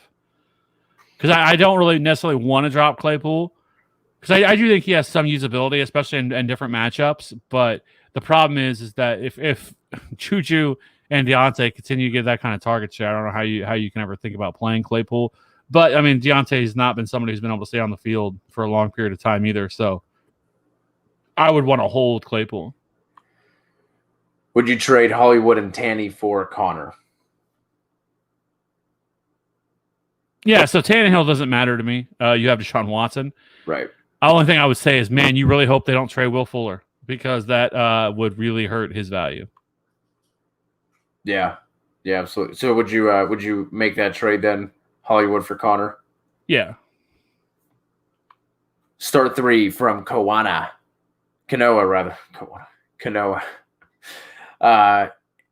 A-Rob in the concussion protocol, so that one might be answered for you already. DJ Moore, Woods, or Deontay. So let's just assume A-Rob plays. Which one of those are you going to be sitting, assuming they all play? I would go A-Rob, DJ Moore.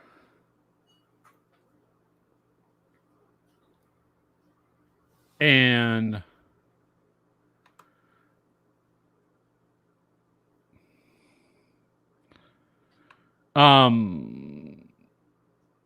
Woods. Now, rest of season, I would rank them A-Rob, Deontay, DJ, DJ more than Woods. But they're all top 20 wide receivers. Yeah. Yep. Monty for Galladay. Yep. Yes. Okay, I guess I should say, unless you don't have great running backs, then I wouldn't. But if you do and you can withstand losing a running back, yes. What are your thoughts on Cam Newton? He's not an incredibly accurate quarterback. So if he's not able to get out there and use his legs, then he is going to be in trouble. And he has been incredibly inaccurate. And I will say this about Cam Newton. That man has never really been blessed with a ton of offensive weapons in his entire career, and he continues to go to one offense to the next that is absolutely devoid of any offensive weapons. I don't know. People are going to blame Cam Newton for this offense and how it's looked, especially the last couple of weeks, but they have Demir Bird out there running routes. I mean, my goodness, like, what is this man supposed to do with this? And so, like, I felt like whenever he signed, and I remember talking about this when he signed, that this was the worst spot he could have picked to go to, and it's not really going to help his career because this offense is so damn bad. At first, whenever I saw the question, I saw Montgomery for Gallup, and whenever you answered that quickly, I was like, "Man, really? Like for Gallup? I don't." Yeah, Galladay, absolutely. If you can pull that trade off, absolutely go ahead and do that.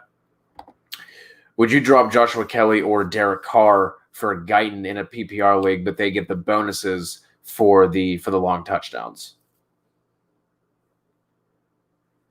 If it's a single quarterback league and you have a strong starter, yeah, drop Derek Carr for him. I mean,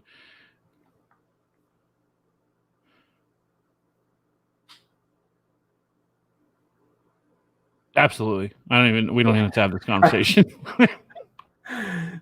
I was like, oh shit, man, my internet fuck up again. Just frozen in time. Kev could not believe his eyes when he read that. But yes, Alex, that is a great pickup. Is LaVisca droppable? So here's what I'm going to tell you. Oh god. No, he's not. I would not drop LaVisca, and just don't start a kicker this week. Yeah. If you absolutely or just drop your kicker. You shouldn't. I would not drop a position player for a kicker. Like, just drop your kicker. And I know people are, well, what if it's Justin Tucker, or Harrison Butker? Then just don't start anybody. I feel like most weeks that you can almost get away with doing that. I've seen people in leagues that have kickers that all year to prove a point because they didn't want to play a kicker. They didn't start a kicker all year. Never picked one up. Didn't start one, and they won the league. That was the best win. That was the best flex on kicker leagues I've ever seen. Absolutely. Nate Zucker needs 2 in a standard league. Jacobs, JT, Connor.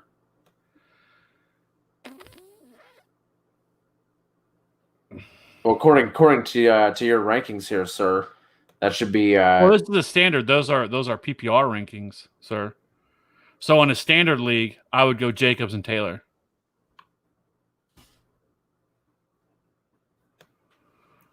Ravon wants to know: pick 2, 1 for wide receiver, 1 for flex. Beasley, Higgins, Nelson Aguilar, Swift, Lamb. So let's pick the receiver first, and then we'll pick the flex. So Beasley, Higgins, Aguilar, Lamb.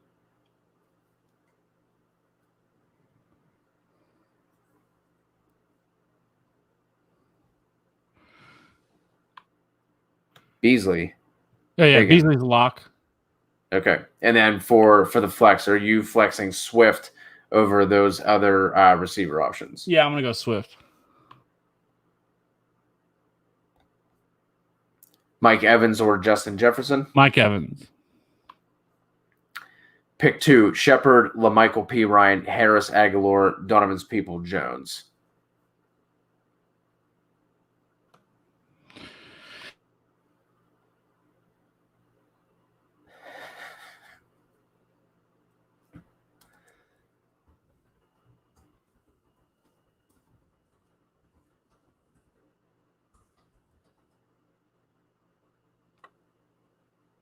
Shepard, obviously. Yeah, I'm gonna go Shepard and Aguilar. I hate myself. Tell him, Maddie. Tell him. Let him know. Say it with your chest.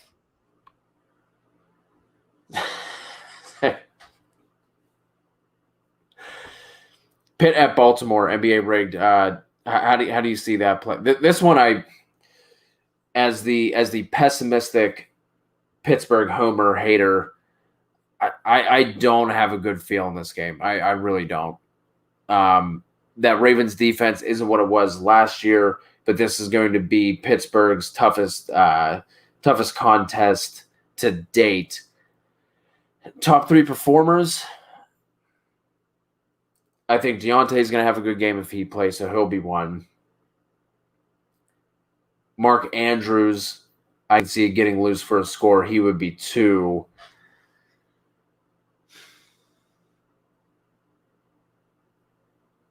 And then I think just by default, James Conner, just from a volume perspective. Lego Wampus, Swift or Fulgham, PPR. Well, if you haven't seen, I have Travis Fulgham as a borderline wide receiver 1 this week. He's a high-end wide receiver 2, so it's Travis Fulgham. Jimmy G or Cam, we're going to go Jimmy G. Claypool or Ayuk for AB. I mean, for me that'd be Claypool, but like I said, I am the I think you could drop, if you had to, you could probably drop Claypool for AB. Need to sit one. Bell, McKinnon, Hyde. Bell. A thank you from Lego Wampus. Lego, you can thank us by hitting that subscribe button if you'd be so kind. Little Wampus. If you could do that for us, that'd be that would be the tits, as they say. Henry Nias flexing in that pick. Look at that avatar. Just flexing. The shirt off, just got out of the shower, probably brushed your teeth. Yeah. Burrow or Tannehill. Damn it. I'm dead. Tannehill. Devin D'Souza. Yes. Yes. Absolutely. It's Chase Edmonds season. Finally, we get Kenyon Drake out of the way. You know, I don't want to wish injury upon anybody, but yes, it is finally Chase Edmonds season.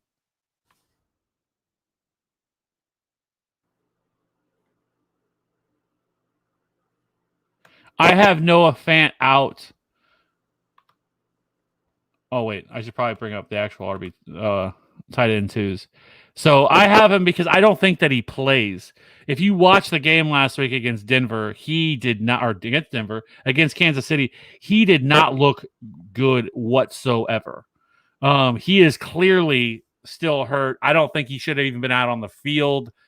So Albert O becomes a really interesting guy this week because of the fact that, one, they have a connection going back to college. They were teammates. They played together. So with Noah Fant, I just don't think he plays. That's why I have him there. If he does play, I think he's going to be limited once again.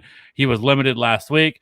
If you go and look at what he did last week, he only ran 24 routes. He did have 7 targets against the Chiefs, 3 receptions, 38 yards. But towards the end of that game, he just didn't look right. He came up lame towards the end of the game. If he plays, I'll definitely change it. But As of right now, I'm just going at that with not expecting him to play.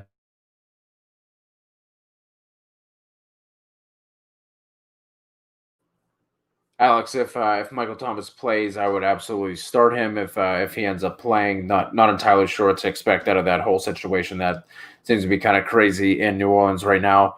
Would you drop Harris for either Aguilar or Jalen Reagor? What Tell Harris are him, we Kevin. talking about? Is it Damian Harris? Is it Deontay Harris? I would assume it's Damian. I can't imagine it's Deontay, but do you have a better option? Do you have anybody else? Can you tell me who's on your bench? Tell me who's all on your bench, not just the one guy. Who's Deontay Harris? Am I dumb? Isn't that the Steelers? No, I'm thinking of Deontay Harris? It is Damian Harris. Yeah, I don't know what an idiot. Deontay Harris, Saints wide receiver. That's a new name for the code man. What is wrong with you can't be on the show if you're not going to know who these people are. Okay? I mean, he's only wide receiver 98 in fantasy points per game. He averages 6 fantasy points per game. Okay? He has a 9% target share in the offense. All right, we can move on. But it's I definitely think Reagor is worth a pickup. Of course, but I don't love dropping running backs if you're stacked at running back, sure you can make the move. I love Jalen Reagor. We know this. This is a Jalen Reagor friendly podcast. We've loved him all offseason. So it's great that he's going to be back in this offense. So I do want to get Jalen Reagor. If you're loaded at running back and you're good, so be it. Go for Jalen Reagor. DK versus the Niners or Tyler Boyd from Rodolfo. Yeah, I want DK. I think he bounces back in a big way this week. Miles, for Tua, I think our expectations can't be what they were with Fitz. Fitz was just like a true D-gaff, didn't care, throw it up. I think that they will bring Tua in slowly. So if I'd be willing to miss out on picking him up depending on what your quarterback situation is. That's kind of how I see. I think Fitz is actually better for fantasy purposes for this year anyway than Tua will be.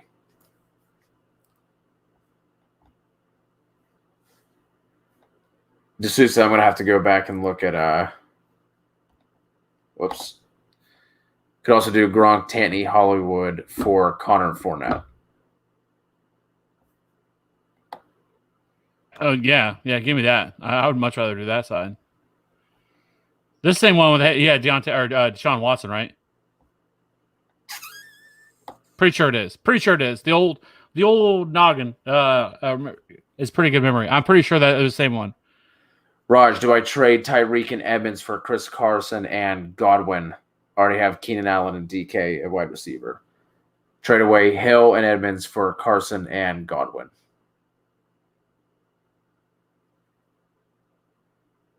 Yeah. I think I would. Flipped Edmonds and Godwin for Tyreek. I would rather have had Edmonds and Godwin. Listen, Chase Edmonds, it is well within the range of possibilities that he just takes over this backfield and doesn't relinquish it for the rest of the year.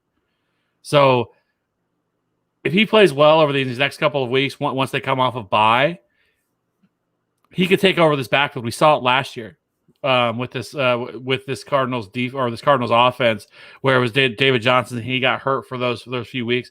He came back. The dude didn't have a job, and Kenyon Drake hasn't done nothing. He had the one game where he had the 160-yard breakout game against Dallas, but other than that, he's done nothing. He did nothing last week either, really, against the Seahawks.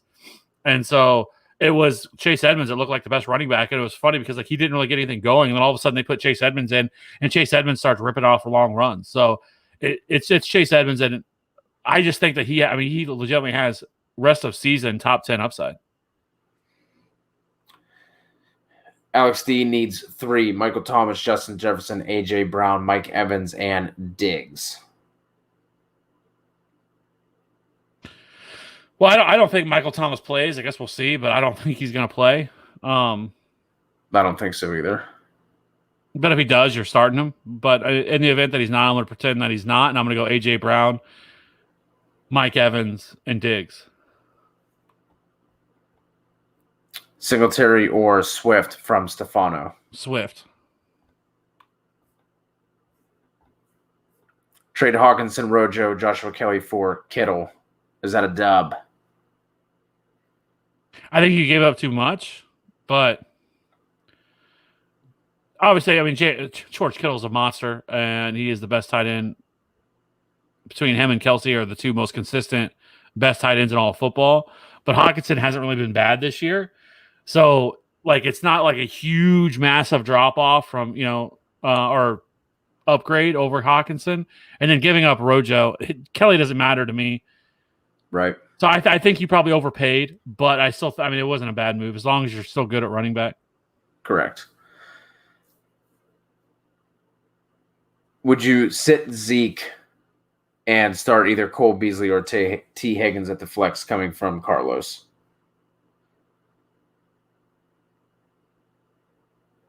I'm going to go Jonathan Taylor and Zeke. Yes. Who would you rather have, Rager or Shepard?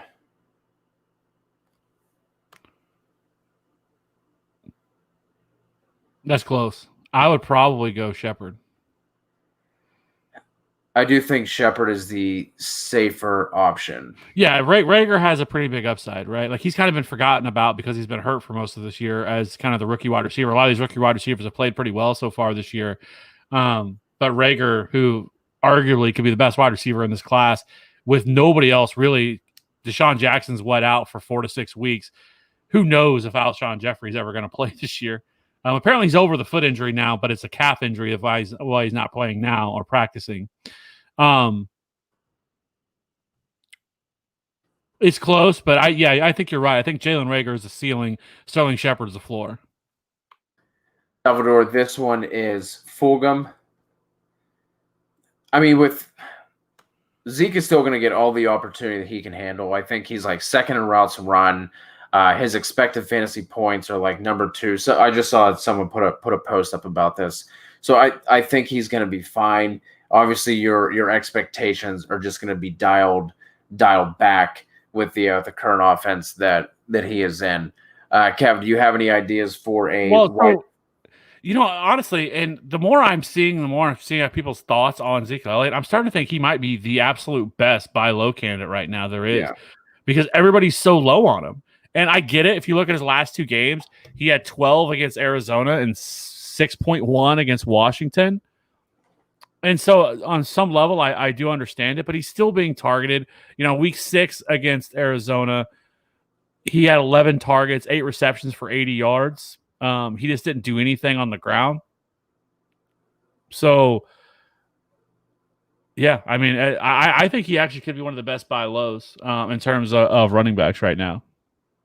Yeah, I was not expecting people to be kind of bailing on him the way that they are. But now seeing some of the comments today, that makes a lot of sense. What about a wide receiver target for Edmonds?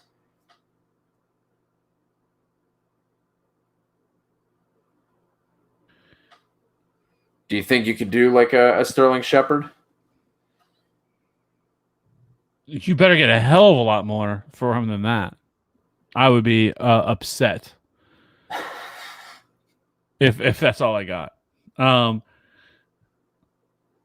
I think you can get a really solid RB wide receiver 2 for him. I mean, I think you could get a Kenny Golladay. I think you could get a DJ Moore for him. I think you could get a Tyler Boyd easily for him right now. I think people right now with Chase Edmonds, his value is so high right now with this injury. I think it's easy to sell on him. And so if that's what you want to do, I personally wouldn't, because I like to I hoard running backs. But if you're all set at running back and you just kind of it's a luxury to have Chase Edmonds and you're never going to start him, sure, and you need help at wide receiver, yeah, I think you could easily get a lot of these wide receivers. Keenan Allen would also be another one you may have to toss in something else to sweeten the pot to make it happen. But Chase Edmonds right now is values as about as high as it can get. This one is Andrews. Yes. Bello, I would start him. Trade Gaskin and Chark for A-Rob. Yeah, I mean, if you can pull that off, I would do that. Especially with the rumblings that it might be Mike Glennon season down there in Jacksonville. Devin D'Souza wants to know Connor or Mixon rest of the season. Mixon for me. My man. Tevin Coleman worth a pickup if he plays.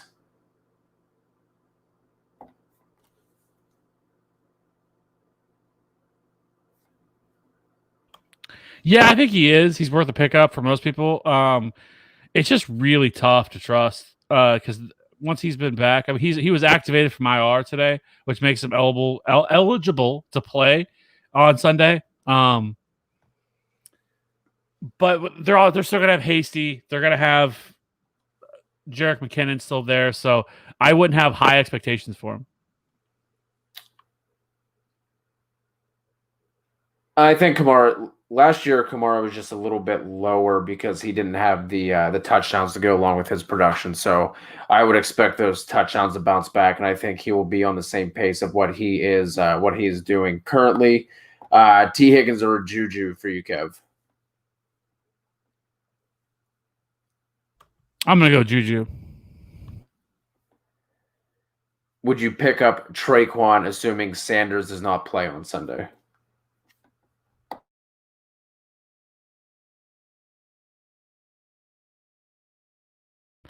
If you were desperate, I mean, they don't have a great matchup either. I mean, the Bears secondary has been really good this year. So you could if you were in a pinch. But I feel like there's probably some better options out there at wide receiver that I would just feel a little bit more comfortable about. Deontay or Jefferson? Jefferson. Cooper, I don't think now is the time. I mean, pump fakes. I don't think now is the time to try and sell high on Amari Cooper with going down to the third string quarterback. I would wait and try and sell high on him after he pops off. But right now, you're not gonna get the return. I'm gonna say this too. So, looking at this is the Cowboys' remaining schedule. The Eagles on Sunday night, and then they get the Steelers, the Vikings, which is a good matchup, the Redskins, which isn't a particularly great matchup, the Ravens, the Bengals, which is a good matchup, the 49ers, the Eagles again. That's the rest of the season for the fantasy season. Not good, Bob. Not good. If Michael Thomas doesn't play, who are you playing in his place? Shepard, Samuel, Miller, Aguilar, Traquan. Just talked about Traquan not being a great play. You talked about Shepard a little bit earlier. Would you pull him in for MT if MT does not go? I'm going to go. I would go Scotty Miller. It scares the hell out of me, but I would go Scotty Miller. What do you think about Todd Gurley and his value right now? He's a sell. I mean, we talked about this the other day on our Week 8 buy-sell show that we just did, a little rundown that we did for buy-sells. I think he's a sell right now. He's not being utilized as a pass catcher, and so I just think he's a pretty solid sell right now. Swift, Moore, Mike Davis, Henderson, Ayuk. DJ Moore.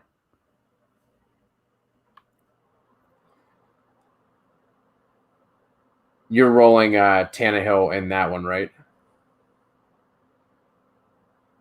You have Tannehill as like QB4 this week? Yeah, I'm gonna go Tannehill. Lamar rest of the season, I think he'll be fine. That regression was coming. Unfortunately, you probably spent a high pick on him, and with the way that he's been playing, I don't think if you're trying to trade him away, I don't think you're going to get what you would have gotten at the beginning of the year. So I think he'll be fine rest of the season. There with Hollywood and Andrews, they're basically up at the top of lists in terms of like opportunity not turning into fantasy scores. So I think that he will be fine rest of season. Breeze, Gurley, Connor, Galladay, Godwin, McLaurin, Henry, Green. Any ideas for improvement for the 2-3 airman?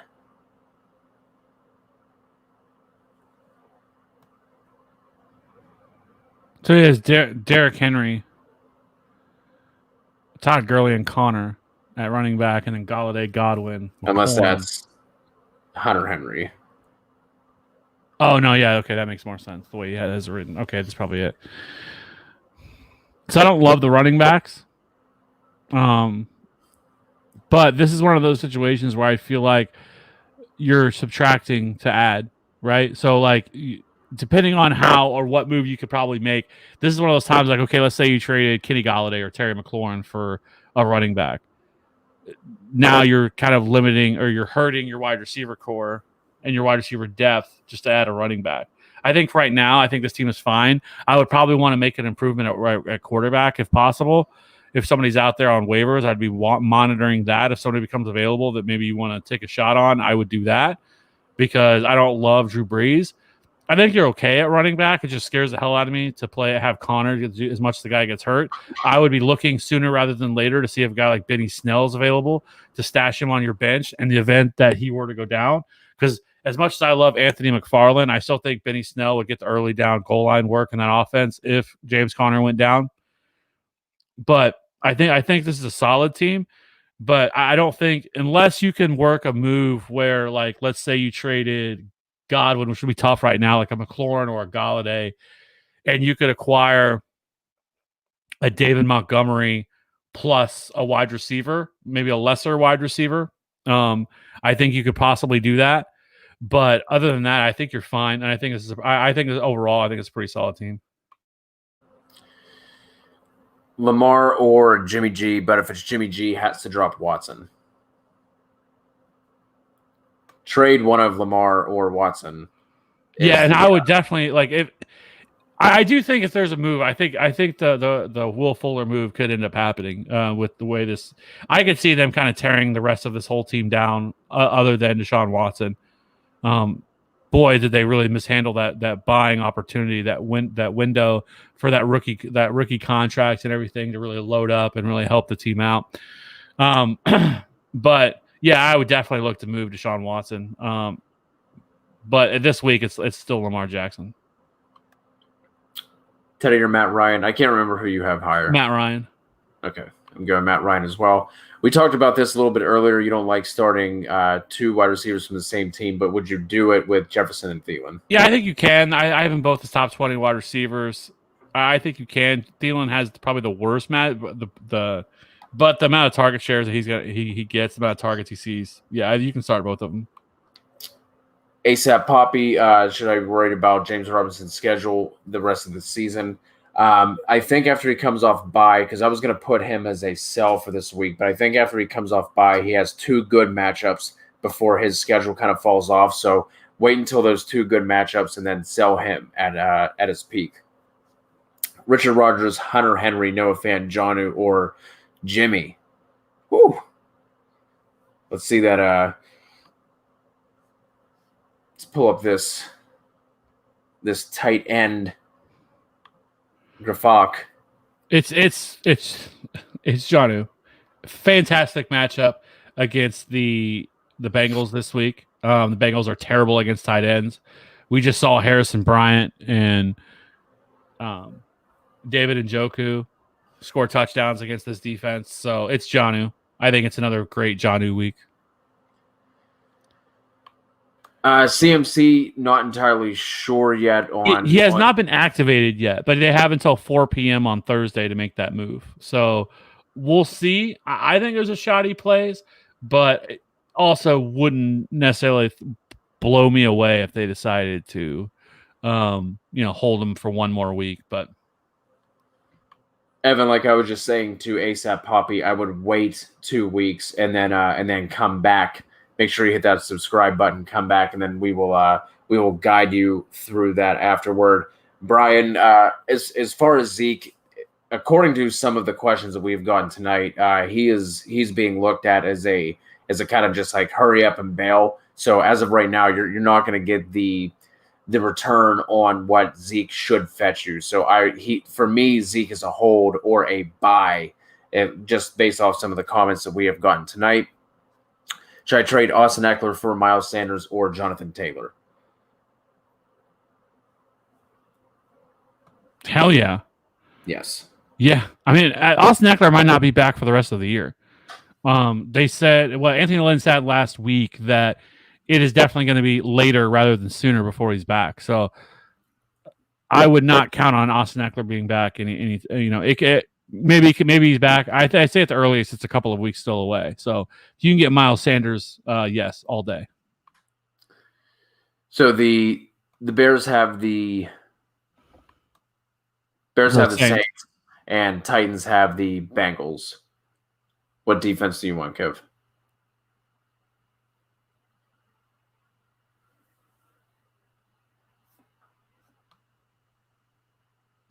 We already talked about the Titans. I don't love it. They've really been bad about getting pressure. Really not been great about getting pressure on quarterbacks so far this year.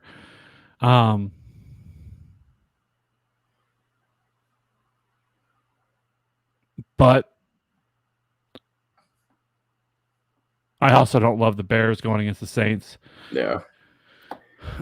So I would probably lean towards the Titans. Agreed. Zeke or Jamal Williams? This is where we're at. Yep. You know, if Aaron Jones is out, I would probably I would. I hate myself, but I would probably go Jamal Williams.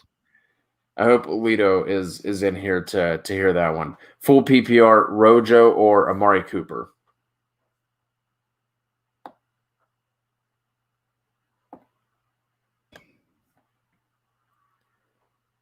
I would probably go.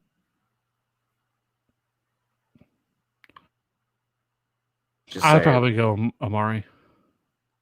Not what I would probably go Rojo there. Sorry that if someone's in the someone in chat, break the tiebreaker there for us for Melvin Van Hack.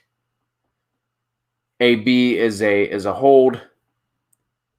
Just trade Zeke and AB for Anderson and Carson. Zeke and AB for Anderson and Carson. Who do you what side do you like?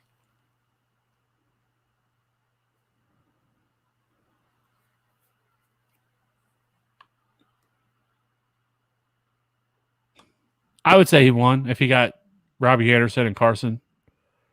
We sold high on Antonio Brown. So it's basically, for me, really, it's kind of Zeke and yeah.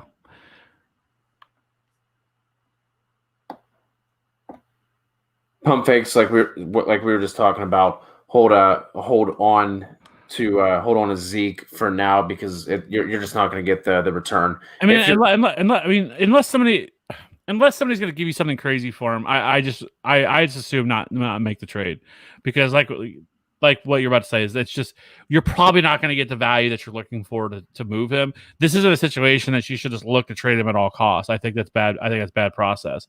You hope that he goes out and has a really big game in one of these future weeks, and then possibly maybe you look to move him at that point. But it's just, I don't think you're going to get what you're looking for him. But if somebody's really desperate, and again, if somebody's wanting to trade a Nick Chubb and David Montgomery or something for him or whatever, I would my ears would perk up if you could get something like that. Yeah. I think you're good there. I think I would just hold steady with what you have. Yeah, no, I think you just work on the bench, fortify your bench, and I think that's really solid. Alex, I hope you do not give up Fuller and Thomas for Boyd. Because that is the way that I am reading that. Yeah. Big L. Hopkins for A.J. Brown, James Robinson, and Robbie Anderson. No RB2 at the moment.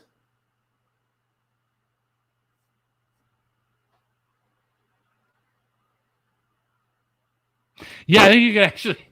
I mean, that is a haul for DeAndre Hopkins. That's not bad. I mean, A.J. Brown is solid. Plus, you factor in Robbie Anderson with that. Plus, you couple that with James Robinson. I mean, James Robinson continues to get a ton of opportunity in this backfield. Like, I mean, nobody's taking anything from him. I mean, he's now he's a true workhorse. He's involved in the passing game as well. So, as much as I don't want to get rid of DeAndre Hopkins, I think this is actually a pretty fair trade, and you're actually probably getting the better side of the deal. Jacob, this one is Tanny. Shelton Mayfield wants to know flex Monty, Deontay Johnson, or Hollywood. Did you just skip that man's question? Who? Or did you just answer it? Is that what happened? Jacob? Yeah, I told Jacob to start Tannehill. Oh, okay. I'm gonna go Deontay here. If you're looking for absolute ceiling, it'd probably be Marquise Brown being able to break loose and rock off a long touchdown. But I'm not playing David Montgomery against the Saints in that defense. So really, it comes down to Deontay and Marquise Brown, and I think Deontay has a better floor just because of the amount of targets he's seeing. But Marquise Brown does have probably have a higher ceiling. ASAP is in a 14-team league, needs a tight end. Right now, looking at Richard Rodgers, Harrison Bryant, Njoku, Burton, et cetera. Going Irv Smith. Yeah. Raphael, oh no, there's a different one. Zeke or Fournette? Zeke. You almost said it. Can I trade Amari Cooper and Singletary for Gaskin? No, I think you're giving up too much. Yeah. Amari and Singletary for Gaskins is too much. Yes. For Gaskin. A-Rob and JT for McCaffrey. I think that's too much. Too much? What is it? I already have Adams, Godwin, Fulgham, and Cooks at wide receiver, and Derek Henry, and Drake at running back. Well, you have Derrick Henry. I wouldn't necessarily say that you have Drake at running back. Yeah, you don't have Drake. You're missing a running back. But I guess that was where Jonathan Taylor would come in. So, I mean, he could withstand it. I mean, a wide receiver, he's pretty solid. So if you wanted to make the move, I think you could. But I would try and get something back. Yeah, I would try to add a little bit more into it.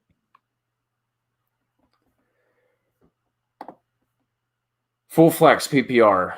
Parker, Scott, Shepard.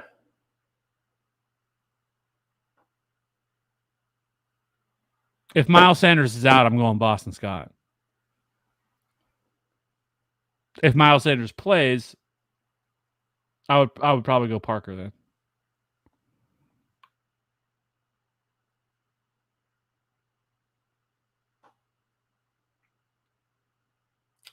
Not sure what the question is on this one. That's the same one I asked about who was on his bench. Okay. The old noggin coming through again. Kev, who do you have here, Hawkinson or Cook?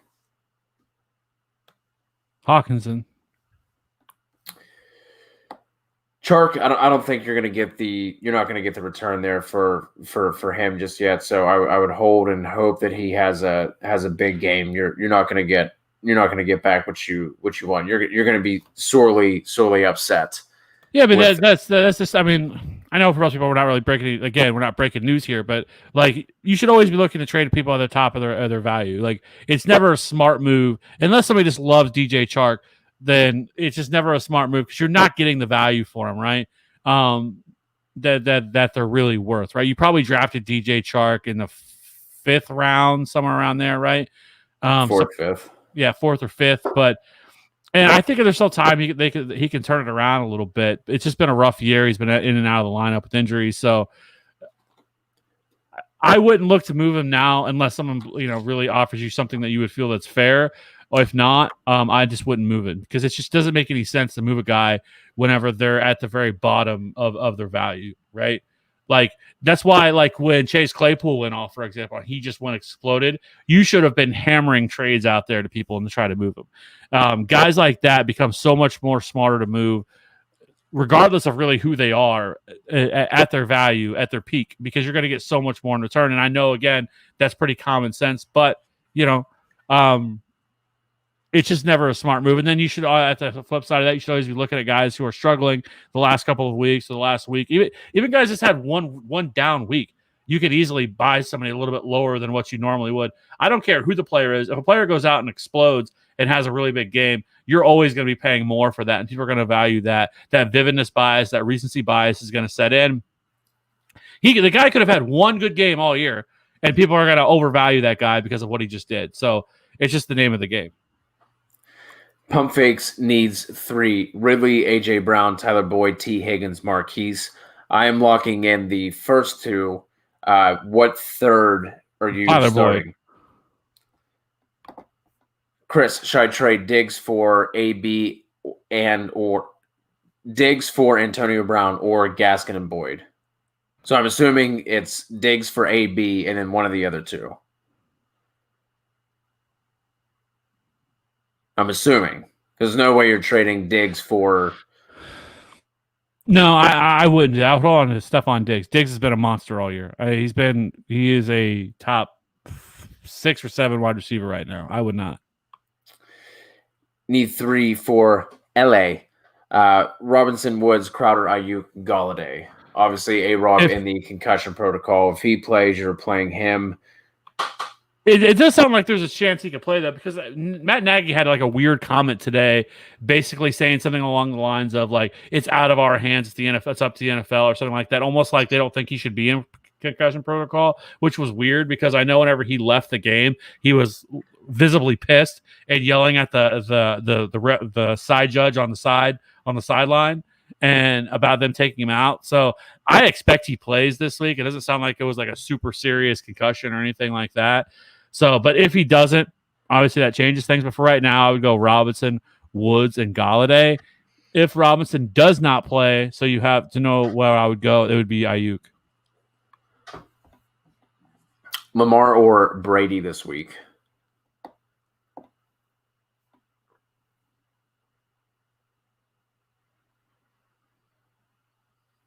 There you go.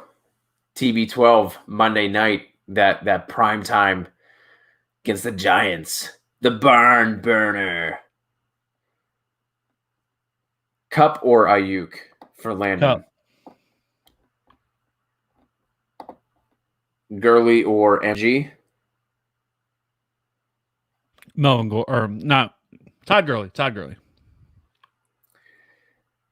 Aguilar, DJ Dallas. Obviously, if Carson ends up suiting up, DJ Dallas just goes straight back to the bench. I think for DJ Dallas, in order to have really any kind of value, you're going to need Carson and Hyde to sit. Oh, 100%, yeah. So even if he does, so if Carlos Hyde plays, Carson could be out, but if Carlos Hyde plays, you're not playing DJ Dallas. They both have to be out to even matter.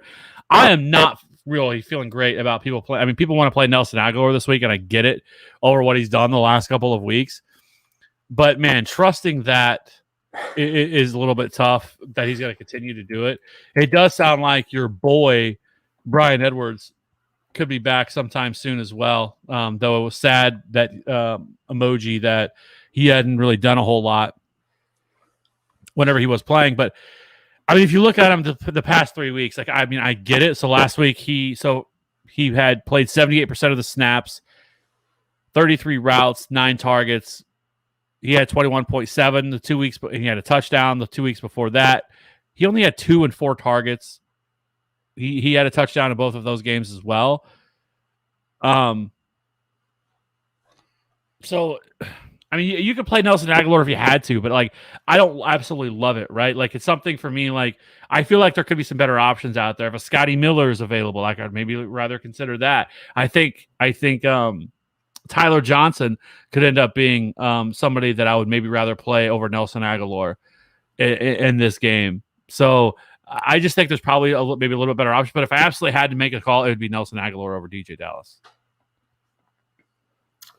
Picked up Jimmy G, looking to trade for a QB, RB, or throwing McLaurin for a 2-for-1.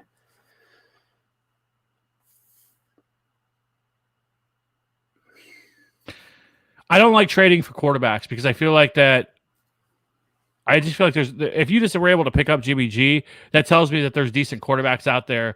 And as bye weeks happen, you're going to start to see more of them dropped. As after owners have had their bye week, they're going to start dropping them. I just don't think it makes a lot of sense to trade for a quarterback. So I wouldn't personally. Like, you're set up great this week. Jimmy G is a perfect option this week to go against Seattle. You're not worried about that. So I wouldn't do it. Yeah, I think with the mess that's going on with Washington as well, that's just going to be like, even though McLaurin has been playing well, I don't think he's unless, like we were talking about with Zeke, unless someone is just going to give you what you should be getting in return for somebody like McLaurin, probably just best to just hold there. How about this one? Would you rather the Packers get Fuller or Amari Cooper?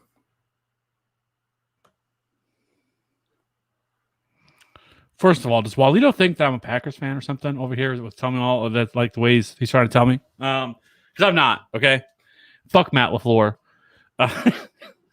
Yeah, I mean, I want to see the Packers trade for a damn wide receiver. They should have drafted one, right? Maybe instead of wasting their second round pick or their first round pick on picks that weren't needed. So yeah, if they get Amari Cooper, that's amazing.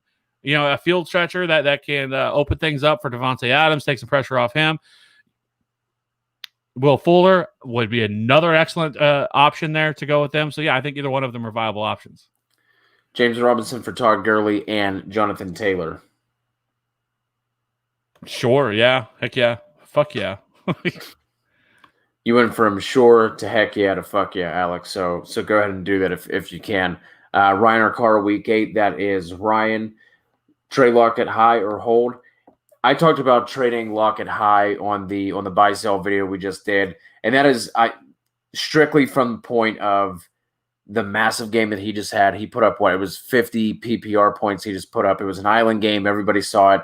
If you can get someone to overpay, I would look at doing it. I would not be interested in doing a fair deal for Lockett. If you can get someone to overpay, go ahead and do that. If not, I would just hold there. Same thing with Zeke. Zeke is also hold. I mean, an RB2 for Amari Cooper. What would you do it for? David Johnson? Would you trade away Cooper for David Johnson? At this point, yeah. I mean, you're looking at guys like, but it's just tough because of what we talked about. Is there's such a bad taste in everyone's mouth right now with this entire Cowboy offense that, like, I don't know if you could get an RB2 for him at this point. I mean, maybe you could get someone to trade you like a Myles Gaskin or David Montgomery, but I don't feel great about trading Amari Cooper for those guys. You're the same thing. You're trading for pennies on the dollar versus, had this been a couple of weeks ago, you could have got a haul for it. But it's just such a bad situation to be in with this guy because I just don't think you're going to get fair market value for him. But if you can, I guess like a Melvin Gordon would be something as well that I would be looking at. Beasley or Shepard? Beasley. I like Beasley.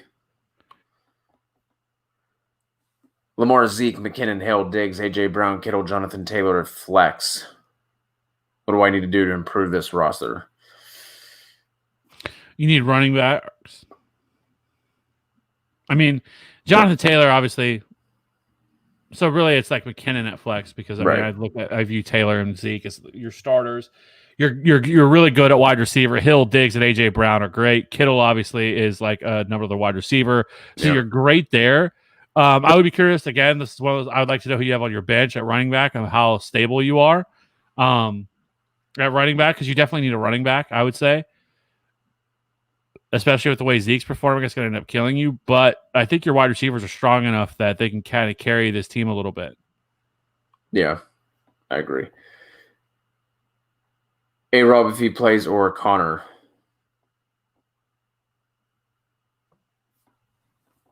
I would go or Allen Robinson, right? And then who the question was? Yeah.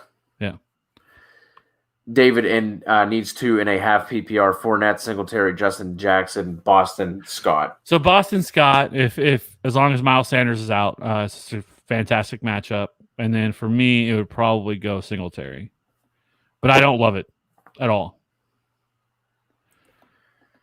I just don't feel confident in Justin Jackson. Not a great matchup against the Broncos. Fournette against the Giants. I don't know if we can trust it, but I don't know if you can trust Leonard Fournette. I know last week it was a really solid game for him and Ronald Jones. But would anybody be surprised if Ronald Jones got 20 touches this week and Leonard Fournette only saw 8 touches? It's not a real. But Singletary also hasn't played that great.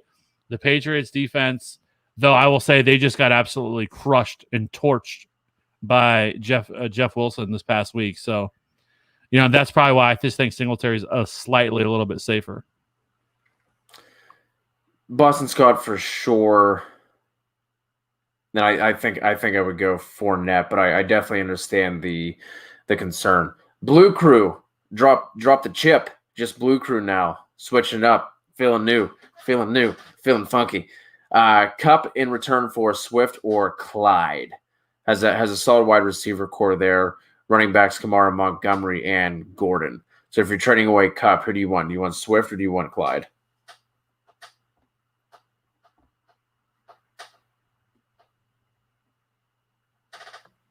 I would want Clyde Edwards-Helaire.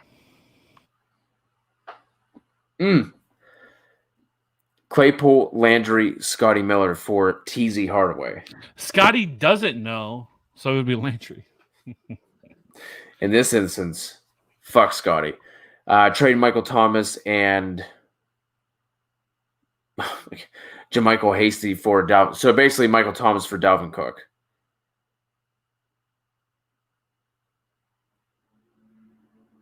Yeah. Yep.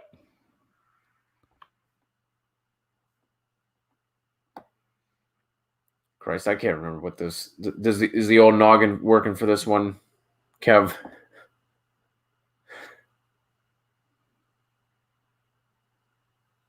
For Miles Sanders, yeah, I think you can do that. Yeah. If you can do that for sure, yes.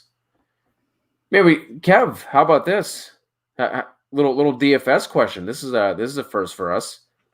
Heck yeah! Hey, I'm always down, Paul, for some. I'm always waiting for people to drop in the DFS.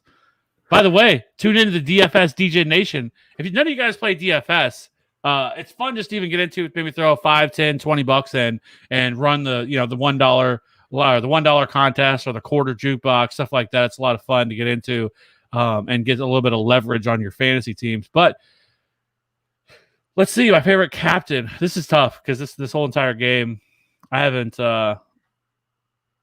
really looked at this yet. This is usually what I do after we get off here and start digging into the Thursday night game. But go ahead and look at that, and I'll rattle off some of these. Let me know when you're ready, Paul. We'll come back to that one. Amari Cooper or Justin Jefferson from Ben. I'm going to go Justin Jefferson there. Got Brian Carlson agreeing. Thank you, Brian, for jumping in. Yeah, if we love whenever you guys talk to each other in the chat too. So if you guys want to bounce things off each other, please do so. We're definitely trying to build a community here, and we love whenever we see you guys talking to each other. Billy Foster, Harris, Kelly, or Hasty at running back. Man, the matchup for Kelly, I don't really like.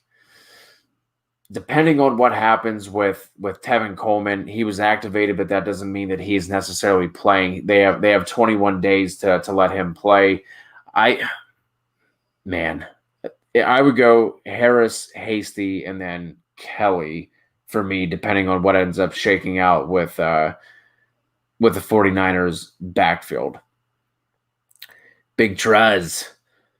Aaron Jones, Jamal Williams, Michael Hasty, Carlos Hyde. Which two do I start?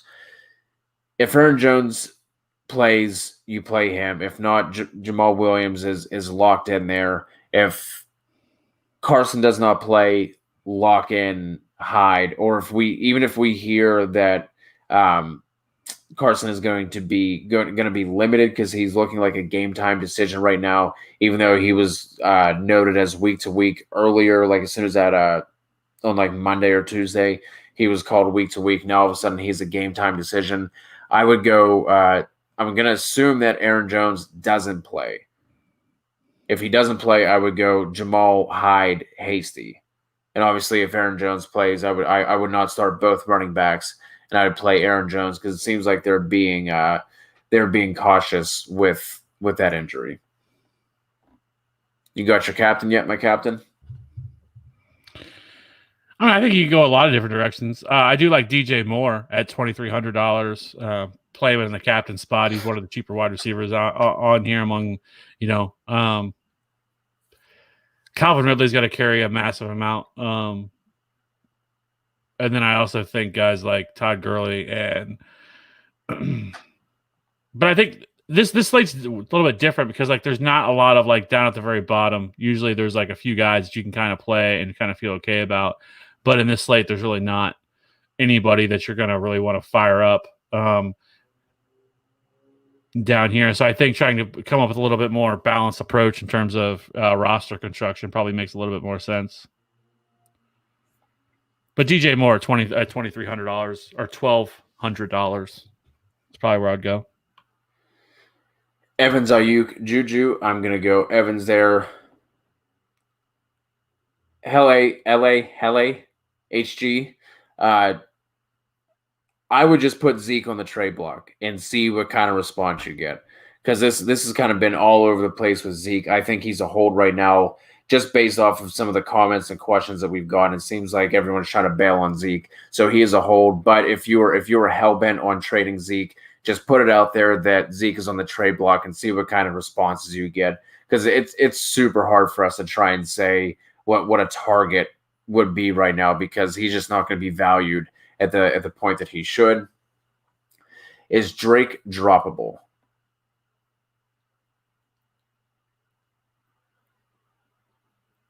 I suppose if you were desperate, you could. As always, it comes down to who you're picking up. Yeah, you don't just drop him. I'm not dropping him to drop him. He carries some value, but I mean, if let's say he misses 4 weeks, you're talking week 12, week 13 before he's back. I mean, that's fantasy playoff time. I mean,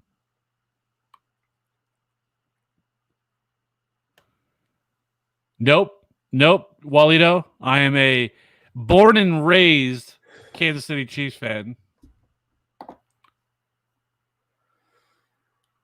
Well, Lito, you stopped Kev dead in his tracks, so thank you for that one.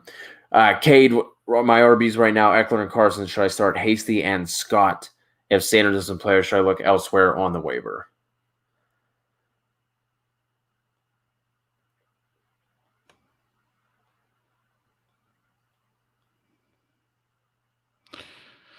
Yeah. I mean, you play Scott if Miles Sanders doesn't play.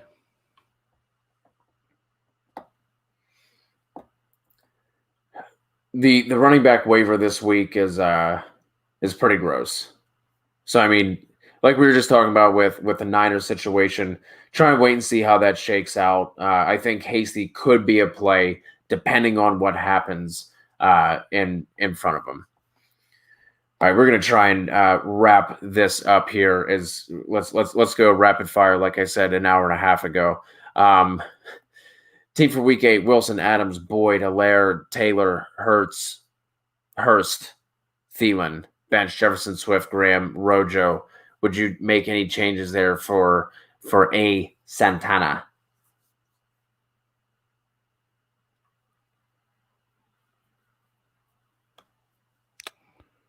Maybe try to get a little stronger at running back, but I mean, this is a solid team. Would you make any subs for their starting lineup for week 8? Oh, okay. I was thinking it was like a, I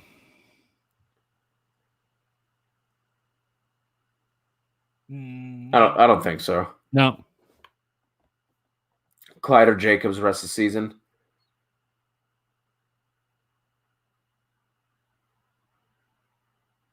I think it's super close. I would probably lean towards Clyde. Highlight, do not do that. I know No. Kev said that to shoot higher for Edmonds, but do not do that. Jefferson in the flex this week, absolutely. I think you can absolutely do that. Oh my god. Just traded Jefferson, Antonio Gibson, Godwin for Robinson and Galladay. I think you gave up too much. Yeah. So because when Godwin's healthy, he's better. He's a better option than Galladay himself. Yeah, I don't think there was any reason for Jefferson to be involved in that trade. Yeah, I think Antonio Gibson and Godwin for Robinson and Galladay probably would have done it. Yeah. Murray, Kamara, Chubb, D-Hop, Diggs, Cooper, Higbee. Drop Higbee is one way to improve. Yeah, he's been terrible.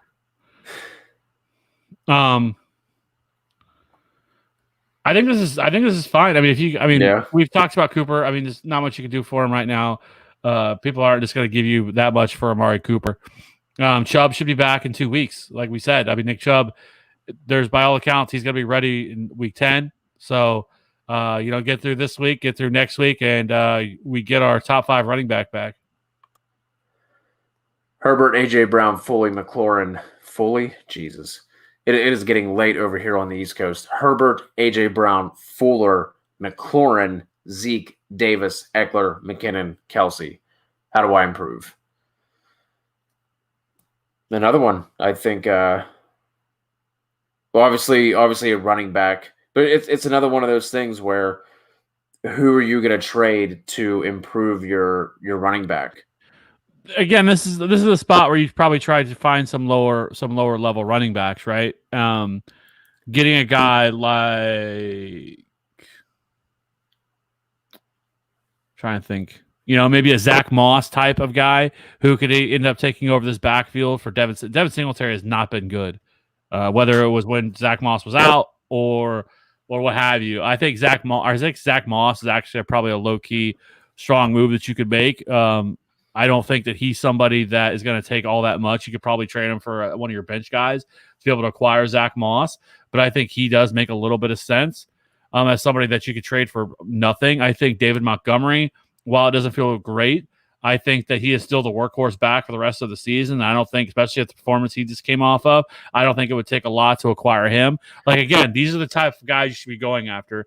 Don't be trying to go after Alvin Kamara, and you're going to have to trade your entire team to make it happen, because then you just created a whole nother issue. Trade for the lower level guys that aren't Darrell Henderson or guys like that people that might be much willing more to trade than giving up those high end guys. So Myles Gaskin would be another one you could. Yeah, Myles Gaskin's another great one. Yeah. How often do we go live, Pump Fakes? First time joining, and we appreciate it. Hope you hit that subscribe button. And for the rest of you who are joining us for the first time, this YouTube chat has been absolutely fucking insane tonight. We literally didn't even do our podcast, so we appreciate it. This has been awesome. So we go live Sunday mornings to go over start set decisions again. We do that 11 a.m. Eastern. Sunday nights will be your first look at waivers. We'll answer any of the questions you have on Sunday night. Wednesday, right now, whenever we go live, the DFS boys go live on Thursdays. So Kev is basically just going to sleep in that chair, I think, and he's going to wake up in the morning and just start the DFS pod. So Sunday morning, Sunday night, Wednesday for your redraft, and then Thursday, Kev, Ryan, and Matty D go live on Thursdays for DFS. Chargers defense this week, yay or nay? Yeah, I mean, they're playing Denver. That it's not an offense that scares you, so yeah. Cook ready for this week? I believe he practiced in full. Yeah, he practiced today. They said they would monitor him to see what he's done, but yeah, he's going to play. Who would you drop between Coleman and Hasty? Probably Hasty, but I don't know. We'll have to see. I mean, they haven't activated Tevin Coleman yet. So he is eligible to return this week. So it's possible that he does not. So I would want to wait to make that decision. Murray, Zeke, Gaskin, Galladay, Robinson, Flex, Woods, benches, Tannehill, Fuller, Crowder, Ayuk, Carson, Edmonds. What should HG do to improve if needed? I don't think anything. I mean, this is a really good team. You have Carson on your bench. Chase Edmonds, we just talked about, is a great. I mean, you're solid at wide receiver.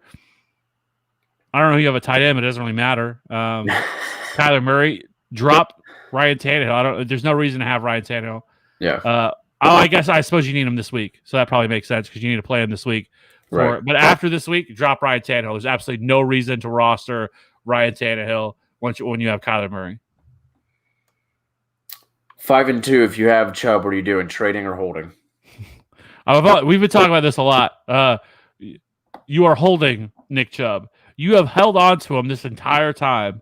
There is no reason to move him now. You're still not going to probably get fair value for him, and he's going to be back in 2 weeks. So, yes, I'm holding Nick Chubb. Hold your Chubb. D'Souza. Gio's starting him or Hyde? If Gio plays, I would still probably – No, that's tough. I think they're both really close for me. I would probably lean towards Gio, though, because I think he's much more involved in the passing game if Mixon's out. Kev, this one's for you from Kyle, your boy Jonnu. Do you think he gets back to producing this week? He was really close last week. He had, I think, 3 red zone targets last week, or 3 end zone targets, I should say.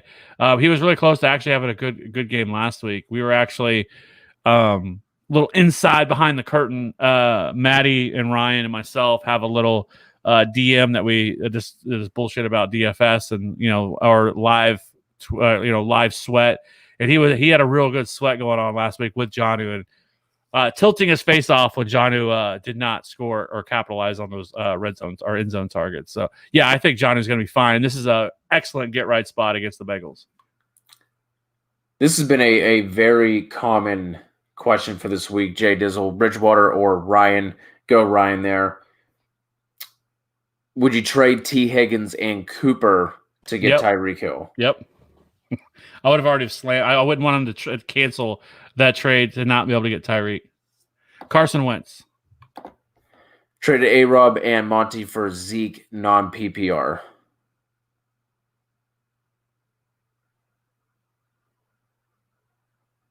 I don't think you got better really there. I mean, which is crazy, right, to think that. But as things stand right now with Zeke, it's hard to really say that's really a massive upgrade. But I don't hate it either. I mean, I don't think it's the worst. If they can bounce back, get their offensive line back, I think Zeke could end up being somebody. That's why I said I actually think Zeke is actually probably a pretty strong buy low. With all the people that are wanting to get out from under him, that tells me that his value is very low. And I think you could actually get him for much cheaper than what he's worth. Yeah, I would have rather had the A-Rob Monty side there. Jefferson or Diggs? Diggs. Breeze or Cam? Breeze. AJ Green, Devontae Parker? AJ Green. Who do you got, Ravens or Steelers? I'm going to go Ravens. The Steelers eventually have to lose, but I think it's going to be a really close game, and it would not surprise me if the Steelers pulled this game off. I think it's going to be a fun game to watch, and I do think it's good that Steelers-Ravens rivalry is back. Baker or Stafford? From Chucky to Gowd.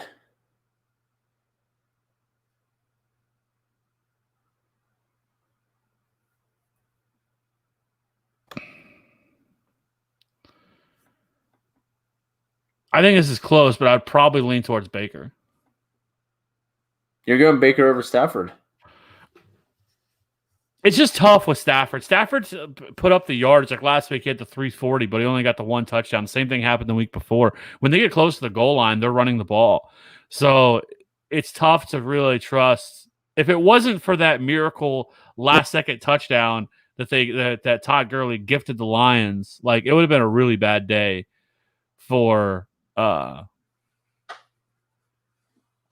for Matt Stafford. So that's my only concern with Matt Stafford. Jimmy G or Burrow? Jimmy, no, I would go Burrow. Jake, I'm not going to lie. I have never played in a league with contracts. So if anybody in the chat can help out Jake here, drafted AB for $1, time to 3 years, stacked a wide receiver, could use a running back, but likes AB's value. I've never played with contracts. Yeah, but the thing about it, though, I guess if you think about it like that, though, is that it's not like Antonio Brown's 26 years old, right? You're talking about 31-year-old Antonio Brown. So, good point. You sign him for $1, you can keep him for 3 years, but you're not really going to want to keep him for 3 years. So, I think you could probably do that, depending on what you could get for him. How do you feel about Rashad Higgins? Are you avoiding Browns? I would rather avoid. I am not sold on Rashad Higgins here. Okay, we've been down this Rashad Higgins rabbit hole before. It happens almost. I think in the last 2 years, like we've had Rashad Higgins weeks or runs where people get excited about Rashad Higgins. I like Donovan Peoples-Jones. Like I think he's actually a much better stash for somebody that I'd rather stash than Rashad Higgins. Right? Once again, this is not an offense that we actually love targeting as for the pass catchers because they don't throw the ball that much. So they want to run the ball in a couple of weeks. They're going to get Kareem Hunt back, and they're going to have that deadly 1-2 punch again of Chubb and Hunt, and they're just not going to have to throw the ball that much. And if we didn't love Odell Beckham, I don't know how we love Rashad Higgins. I know Rashad Higgins is free, but I just think Donovan Peoples-Jones, he is much more athletic, and I just think he could be a better red zone threat. So if I'm going to take a shot on any wide receiver from this wide receiver corps, it is Donovan Peoples-Jones. I know you're on the Rashad Higgins side of it, but I'm not really buying into either one of them. That all makes sense. Marker wants to know flex Scott, Lamb, or McKinnon. Scott, as long as Miles Sanders is out. Agreed. Brady going forward, how do you feel about... How do you not love Tom Brady? It's going to be Chris Godwin's, Mike Evans, and Antonio Brown on the same field with Gronk.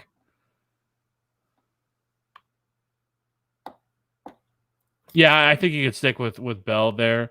Yeah. If we find out, it depends on what information we get, but I don't know if you can trust anything from Kyle Shanahan and what he's going to tell you. So, but yeah, it probably would be Bell. I could see myself playing Jermichael Hasty. I do have some interest in him. For not people care about my fantasy team, but I'm actually playing Jermichael Hasty. My team has been ravaged by injury, but I'm still 5-2, and we're rolling on. Bridgewater or Tanny? That is Tanny. Woods or Higgins? Woods.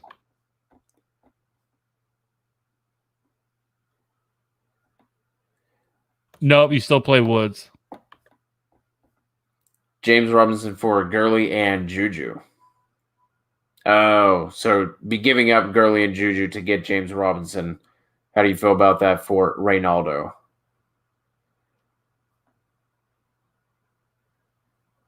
I think you could do it, but I would probably still prefer the Gurley and Juju side. Mayfield or Ryan? That is Matt Ryan. So it is interesting. He actually is, I think, returned to practice today. He was at least brought off of IR. I'm not entirely sure about the practice, but he's at least off IR. I mean, yeah. The problem is that Phillip Rivers still looks like Phillip Rivers, and you're not going to be able to confidently start Michael Pittman any week. Like there's been weeks where Zach Pascal has looked good. Marcus Johnson just had a couple big weeks, but I don't think you're going to be able to confidently plug Pittman in.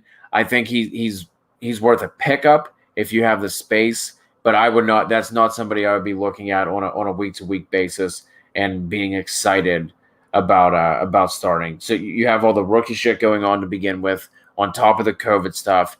Was injured for all that time. Worth a pickup, but that would just be like a speculative ad if you have the space to be able to do it. Frankie Pavone, who would you start? AJ Green, Ayuk, or Juju?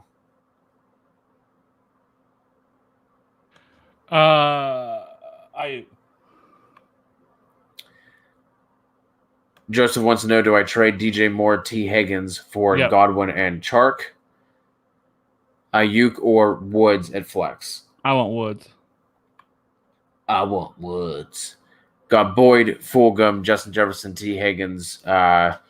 What moves and who do I play? Well, I don't know how many you need, but I like Fulgham a lot, so I'm starting him. I would want to play Justin Jefferson. I really want to play Tyler Boyd. I can sit T. Higgins. So your order would be Fulgham, Jefferson, Boyd, Higgins. Yes. And I think if Fulgham blows up, I think he could be a nice sell high as well. Hill or Lockett? Super close. I don't know why you can't start both of them, but it would still be Tyreek. Yeah, come on, Chucky to God. Pull some strings. Start both. Do whatever you want. You're to God. Parker or Ayuk? Ayuk. I believe you have Wentz over Allen this week.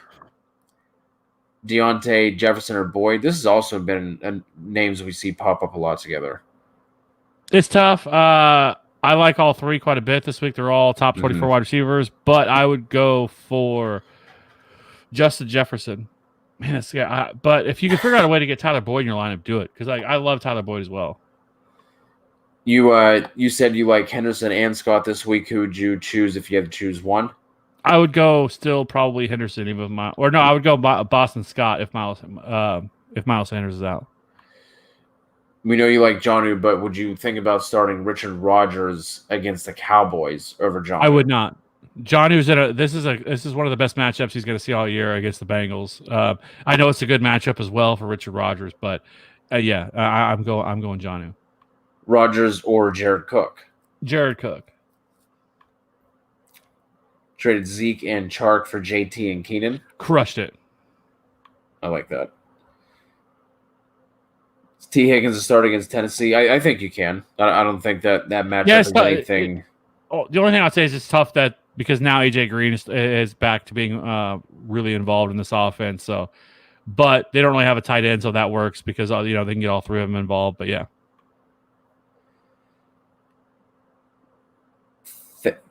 I don't know what that X is supposed to be there. I don't know how to pronounce this. Traded away Keelan Cole, Kev. That already starting with Thunder, an L. Right? I mean, I would think maybe it's Thunder. Thunder. So can Keelan Cole get some respect on the? Actually, it's hilarious. Tomorrow night on the show, Maddie is wearing his Keelan Cole jersey he just bought. Anyway, did Keelan Cole win him some money? Great trade. What? Did Keelan Cole win him some money? Yes. Love it.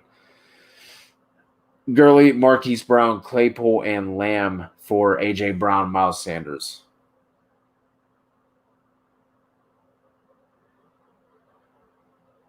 I like it. Yeah. Yep.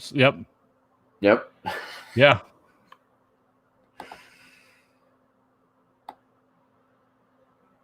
Kevin Giovanni, should I keep Madison and Carlos Hyde or take Justin Jackson?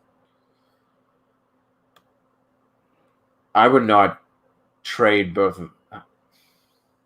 I would rather I would keep Madison and Carlos Hyde. Yeah.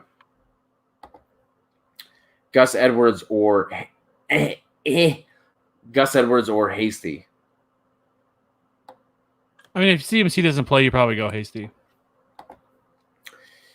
Is Austin Eckler droppable?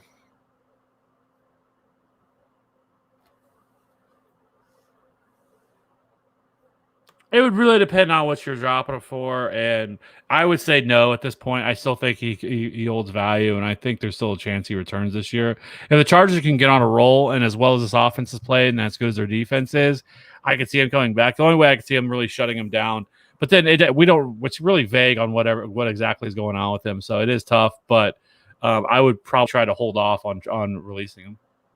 Lenny, let us know who you would be dropping to pick up Scotty Miller. Defenses, Dawn, go to the fantasyauthority.com. We have a streaming article with 3 options that you can look at and look to pick up some defenses there. Trade T. Higgins, Juju, Rojo for Bell and Thielen. Full PPR. Thoughts? I don't hate it. I mean, I don't know what you're going to trust to start Le'Veon Bell. I mean, on most weeks, I mean, I think you can play him. I think he'll become more and more involved in this offense. I think you can start seeing them have both of them on the field and do some creative things with Andy Reid. So that's going to be fun to watch. Absolutely, Chiefs, 100% against the Jets. We always target the defenses that are playing the Jets. And if you can get the Chiefs, you go for it. Yeah, Don, those are there was some good pickups there from Lenny. Lenny, appreciate you jumping in there and helping out. Okay, I see that. I thought he was saying those are the options. I'm like, hell yeah. Give me all the Chiefs. I mean, would you drop Lamb right now? With I don't think so. Like I think of all the Cowboys wide receivers that you could cut, it'd probably be Michael Gallup. As much as I don't want to do that, I think it is. I think it's Michael Gallup at this point. Burrow or Ben? Burrow. Is Ertz droppable? Yes. Fulgham or pick up Landry or AJ Green? Yes, wow. I'm sorry. Yep. So you want Fulgham there? Yep. I mean, if you can pick up Landry, I would definitely look at doing that. PJ, do I start Cooper over Keenan Allen? I would not. Amari Cooper or T. Higgins? I'm going to go Amari.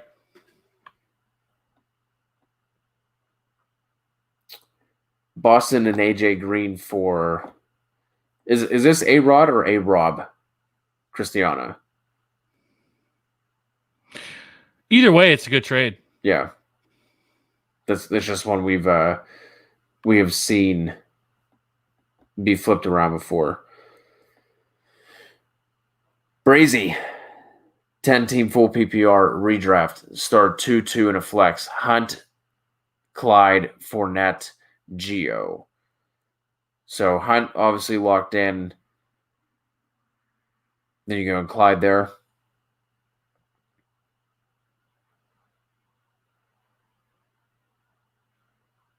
Yeah.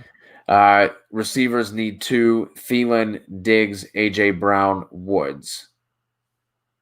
AJ Brown is locked in for me. And then I would probably go Thielen. Russ, Julio, Keenan, McLaurin, Diggs, Montgomery, Sanders, or Matt Ryan, Tyreek Hill, A-Rob, CMC, Kamara, and Mixon. Which one would you rather have for Christian? Russ, Julio, Keenan, McLaurin, Diggs. Team 2. Trey Carson, David Johnson, and McLaurin for Dalvin Cook. Nope. It's too much. Hasty, Bell, Galladay. Who are you starting? Galladay.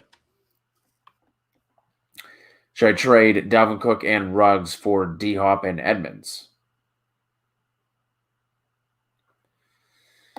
I would really want to know what other running backs you have because I mean that's a really risky move to make. To me, Ruggs doesn't even need to be involved in it. It's really just Cook for D-Hop and Edmonds. Need 2. Jefferson, Cooper, Ruggs. So Jefferson's locked in, and again, I think Cooper still has much. I still think he has a higher floor than what Ruggs does. Ruggs is just their deep threat. It's a good matchup for him, and so I think if you're wanting to take a little bit of a chance, I think Ruggs does make a little bit of sense in terms of just his ceiling is higher, I think, than what Cooper's is. But I still would probably prefer playing Cooper. Need 3 of these 4. Mixon might not play. Connor, Clyde, Scott. That decision might be made for you, but assuming Mixon plays, which one of those are you going to sit? Scott. Lamar. You have Wentz over Lamar. Yeah, correct? Wentz. Yeah.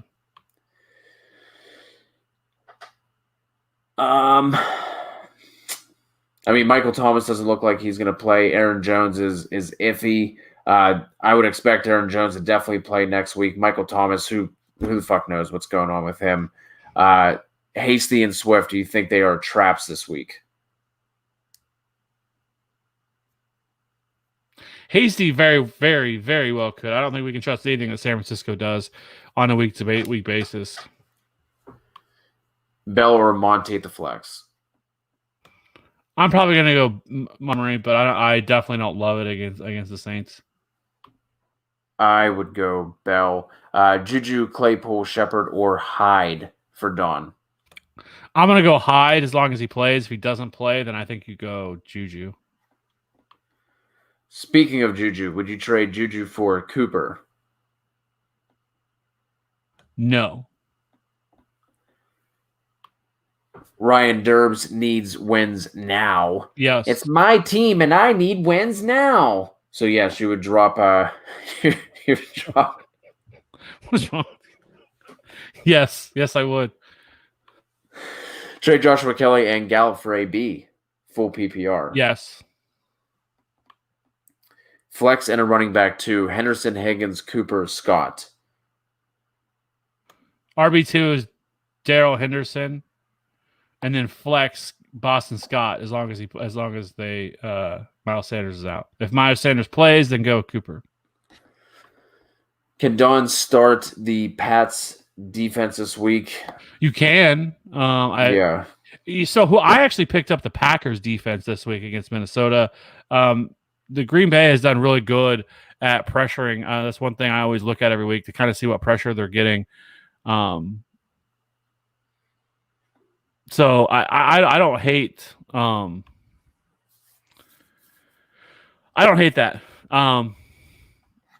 That's why I went. It just really depends on who's out there, but yeah, you could play New England if you had to. Oh boy, Thunder, Tinder. Trade away Lockett for Calvin before that big game. I mean, that definitely stings, but I think in a vacuum, who do you prefer? You prefer Ridley or do you prefer Lockett? I think it's really close. You could probably flip a coin. I think both of them are still in good spots. Yeah, I think that they're close enough that I'd be fine with either of them. Harrison Bryant, is he a good hold? They split. They split that so much. That's going to be such a split with Njoku and Bryant. I mean, for Dynasty, I like Bryant long term. But for this year, I mean, I'd rather start Tanyan over Harrison Bryant. Jay, I think we answered this already. That is Ryan, Gibson, and Landry for Julio. Yeah, that's a good trade. Ruggs or Rager, assuming we don't know if Rager. I mean, I don't know if Rager's going to play. If Rager does suit up, I'd probably still go Ruggs. Wentz or Tam? Wentz.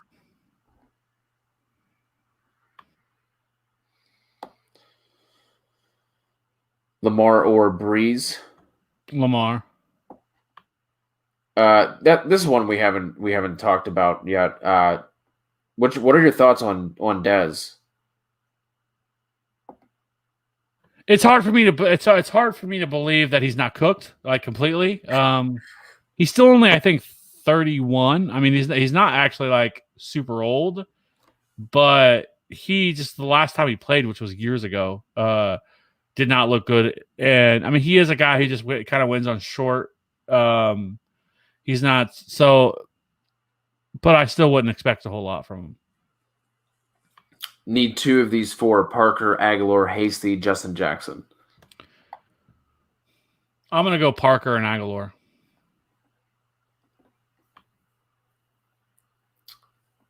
So what would be a fair trade for Michael Thomas? Like if you could get back full value, what is something that you would be looking for?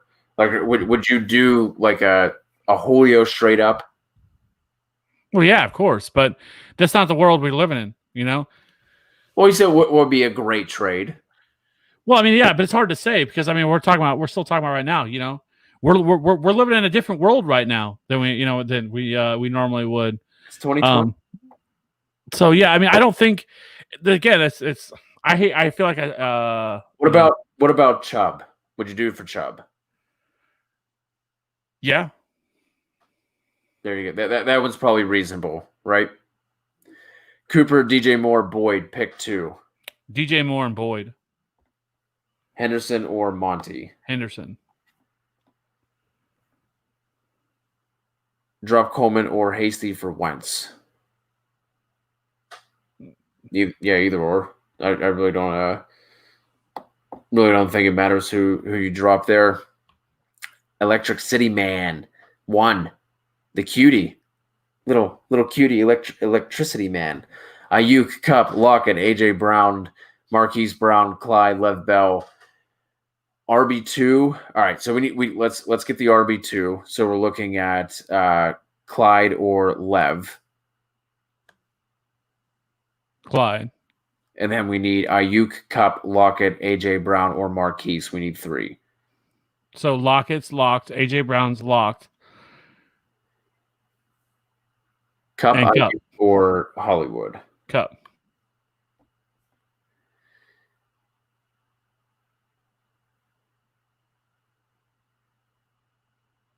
Mark Richard Rodgers or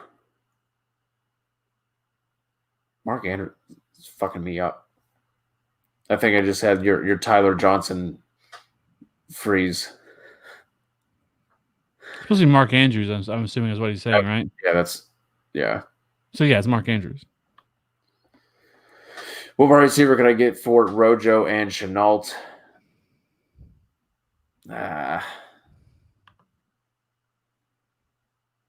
mean, I really don't think... If a guy's really desperate at running back, you might, or at wide receiver, or not running back, that's what I was looking for. Yeah. You might be able to get like possibly a Tyler Boyd type. Tyler Boyd just never carries the value that he should.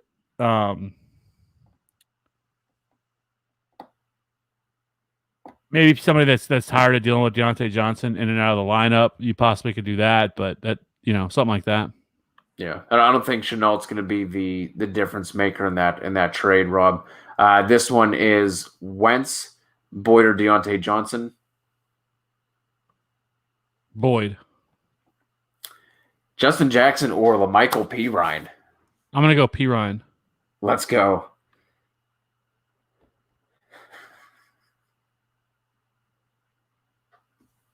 I mean, they shouldn't. I mean, that is...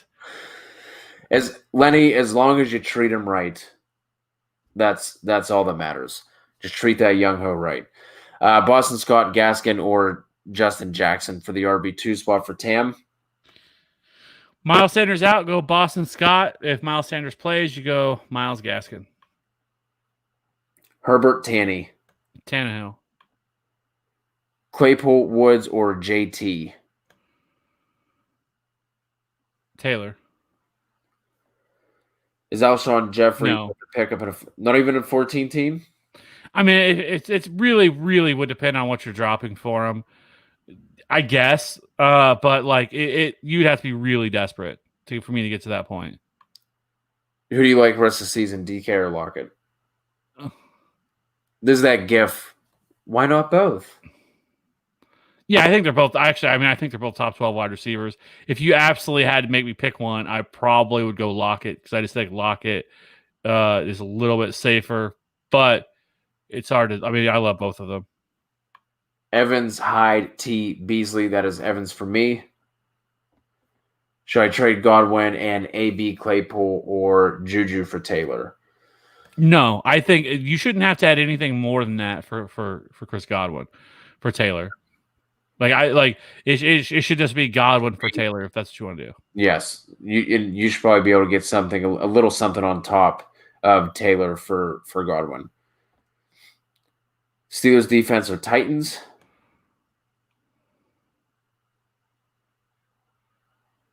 That's tough. I probably would still lean towards the Titans. Yeah, I agree. Anthony, this is one we've been talking about a bunch. Put him on your trade block and see what kind of offers that you get back for him, because right now his value has kind of been all over the place, mostly leaning on the low side. Should I trade Aaron Jones and Michael Thomas for CMC when I have Eckler, David Johnson, Gaskin, and Todd Gurley. Wide receiver Ridley, Keenan, Godwin, Crowder, 4 and 3. I don't think that makes you any better. I mean, to be honest with you, because Aaron Jones at the most misses this week, and then, and I still think there's a really decent. I think it's at least a 50-50, 60-40 shot he plays this week. So I mean, Aaron Jones has been a baller so far this year when he's played, and I know getting Christian McCaffrey is nice, but giving up Michael Thomas with that as well, I mean, that's just way too much. I know that with the whole Michael Thomas situation, he's going to be back at some point. I think it's whether it's I don't know if it's going to be this week, but I think by next week you probably look for him to be back, and I think you would end up regretting it long term and making that move. Trey Peterson holding it down for Iowa State. It's like my secondary college that I love. Got Lazard, Monty. I know, Kev, I know you don't care, but Breece Hall coming up out of Iowa State, the tight end, Brock Purdy. Who do you got here, though, for Gurley or Connor? Gurley. Is there anybody you can think of that be on waivers to fill in a standard league over Hasty? Waiver this week was pretty whack, as the children say. Maybe like a Zach Moss. I don't know if Zach Moss would be available, but possibly. I mean, Biddy Snell. That dude gets like 2 or 3 goal line carries a game. In a standard league, you don't need a ton from that just to work out. But yeah, I probably would still stick with Hasty. Daddy Mango. I would go Robbie. Godwin will be fine rest of season. If he can just stay healthy, he'd be great. So yeah, that's really all he needs. But it sounds like he should be good to go back next week. Woods, Crowder, Beasley. I'm gonna go Woods. John or Hawk.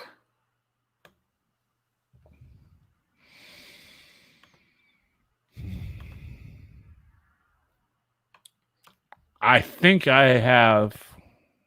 pretty sure I have Jonnu ahead of Hawkinson. Yes, I do. So yeah, I would go Jonnu. Jonnu, would you feel comfortable trading Zeke and Fuller for something like Chubb and Evans? I would not want the Evans side of it. I do not love Mike Evans. I think he's going to have a good week this week, but after that, I think it's going to be so hard to predict what he's going to end up doing. So, if you could switch out something for Evans, though, then I would feel really good about it. Yeah. Ayuk or T? Ayuk. Aguilar or Parker?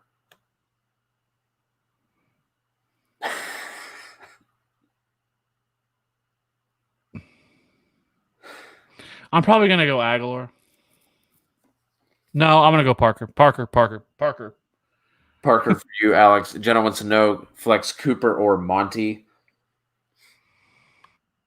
I don't like either one of these. Is there any other option, Jenna? Yeah, I would go Amari Cooper. Gallup or Ayuk? That is Ayuk. Yep. AJ and Gaskin for Mahomes and Boyd. AJ, yeah. Is this brown or green? Which color, Miles? I think even if it was AJ Brown, I would still be fine with it. If it's AJ Green, you smash that son of a bitch as quick as you can. But if it's AJ Brown, I feel like I would still be okay with it.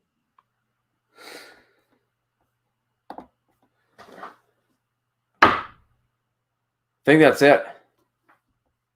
I think PJ, unless fucking Kev needs to take a sip of that monster and have some crazy brain recall. I can't fucking remember what your trade was. This has been absolutely fucking bonkers tonight. It's about to be 1 a.m. on the East Coast. I have no idea what's going on right now. Hayden Hurst. Brown, Bell, or Fournette?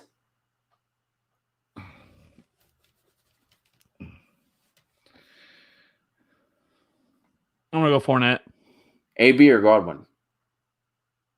Like rest of the season? I mean, neither one of them are playing this week, so it would be Godwin.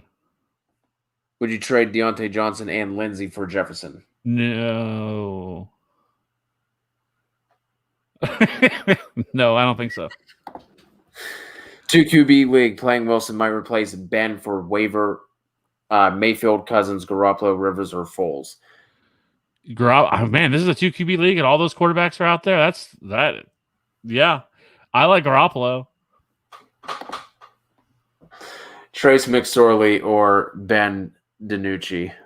Always Trace McSorley. Goddamn right. I think Limp Bizkit's favorite quarterback is Ben DiNucci. Did it all for DiNucci. What? DiNucci. Trade Fant for Montgomery. Need an RB. Yeah. Yep. Love that. Lenny out here throwing bows. Well, he wasn't. He was trading for Mahomes. Yeah, calm down, Lenny. I think your parents would be more upset that you're out here making false accusations against people instead of having a young ho on your team. Shepard or Bell at flex?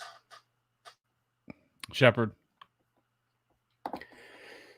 Oh, my God. Should I trade Josh Jacobs and Fournette for Taylor and Lamar Jackson? Josh Jacobs and Fournette, JT, Lamar.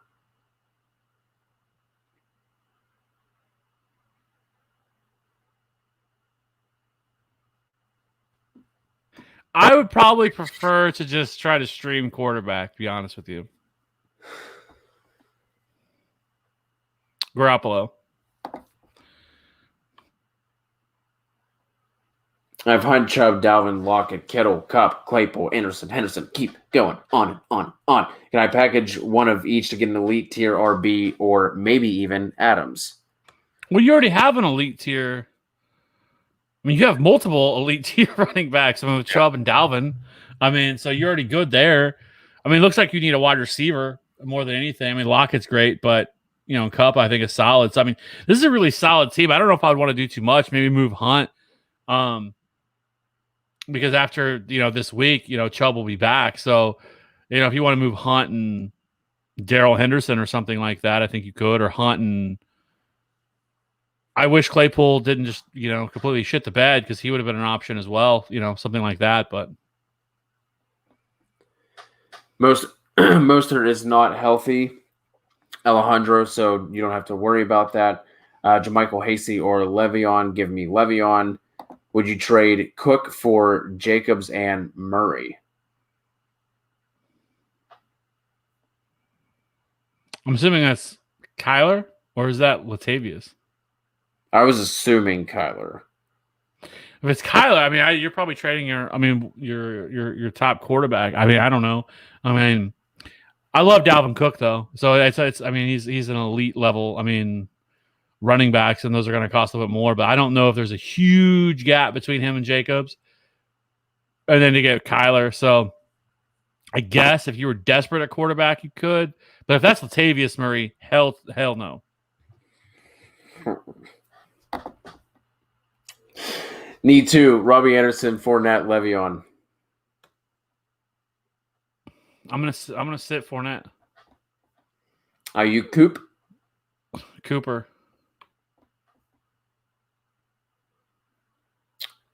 If you're an 8-team league, you do not need to trade for a quarterback at all. There's definitely going to be quarterbacks available. Yes, do not do that. Edmonds or Hunt rest of the season?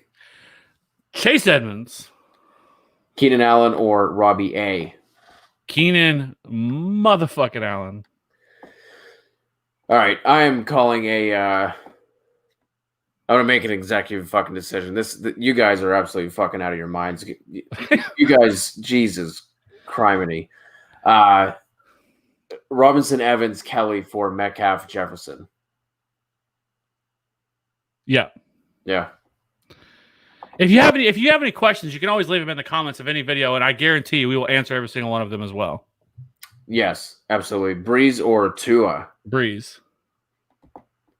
Rojo, Justin Jackson, Kelly Hasty. Rojo. Twitch finally jumping in here. Would you roll with Rojo or Deontay Johnson at flex this week? I would go Deontay. Keep Josh Jacobs with Fournette, stream at QB. Other RBs, Henry, Monty, Davis, Edmonds. Yeah. The stream quarterback. Juju or Ayuk? Ayuk. All right, guys, that is it. We are tapping out. Thank you so much. This was fucking asinine, but we appreciate.